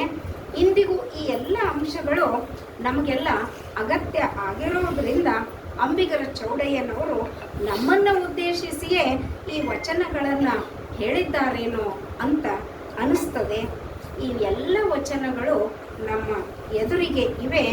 ಪಾಲಿಸಬೇಕಾದದ್ದು ಮಾತ್ರ ನಮ್ಮ ಕರ್ತವ್ಯ ಆಗಿದೆ ಅಂತ ಹೇಳ್ತಾ ಇಲ್ಲಿಯವರೆಗೆ ನನ್ನನ್ನು ಕರೆದು ಬಹಳ ಮಹತ್ವದ ವಿಷಯವನ್ನು ಅನುಭವ ಮಾಡಲಿಕ್ಕೆ ಒಂದು ಅನುವು ಮಾಡಿಕೊಟ್ಟಿರ್ತಕ್ಕಂತಹ ವಚನೋತ್ಸವದ ಸರ್ವ ಬಾಂಧವ ಸಹೋದರರಿಗೂ ಹಾಗೂ ಇಂದು ಈ ಕಾರ್ಯಕ್ರಮಕ್ಕೆ ಅನುವು ಮಾಡಿಕೊಟ್ಟಿರ್ತಕ್ಕಂತಹ ಅಪ್ಪನವರಾದ ಶಿವಶರಣಪ್ಪ ಕಲ್ಶೆಟ್ಟಿ ಅಪ್ಪಾಜಿಯವರಿಗೂ ಹಾಗೂ ಈ ಒಂದು ಉನ್ನತ ವೇದಿಕೆಯ ಮೇಲೆ ಅಧ್ಯಕ್ಷತೆಯನ್ನು ವಹಿಸಿಕೊಂಡಿರ್ತಕ್ಕಂತಹ ಅಪ್ಪಾಜಿಯವರಾದ ಸಿದ್ದರಾಮಪ್ಪ ದುಲಂಗೆ ಅಪ್ಪನವರಿಗೂ ಕೂಡ ಅನಂತ ಶರಣುಗಳನ್ನು ಸಮರ್ಪಿಸ್ತಾ ಮತ್ತೊಮ್ಮೆ ಬಹಳ ಕಷ್ಟಪಟ್ಟು ಇಂತಹ ಒಳ್ಳೆಯ ಕಾರ್ಯಕ್ರಮಗಳನ್ನು ನೆರವೇರಿಸಿಕೊಂಡು ಸುಮಾರು 30 ಮೇಲ್ಪಟ್ಟು ವರ್ಷಗಳಿಂದ ಇವರು ಈ ಕಾರ್ಯಕ್ರಮವನ್ನು ಮಾಡ್ತಾ ಇದ್ದಾರೆ.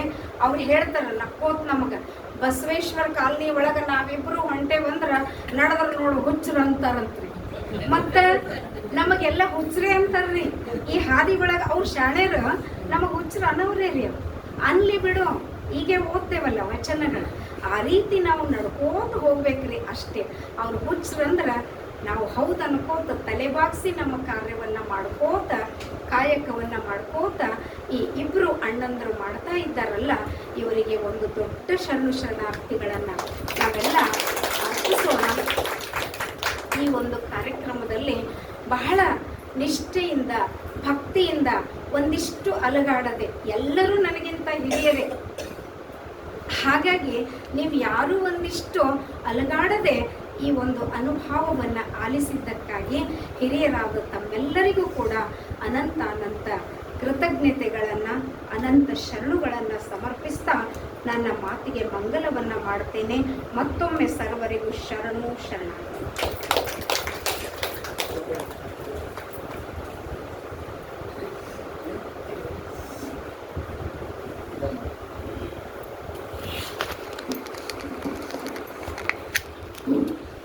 ಇಲ್ಲಿವರೆಗೆ ಸುದೀರ್ಘವಾಗಿ ಅನುಭವ ಮಾಡಿದಂಥ ಶಿವರಾಜ್ ಡಾಕ್ಟರ್ ಸಂತಾಜ್ ಅವರಿಗೆ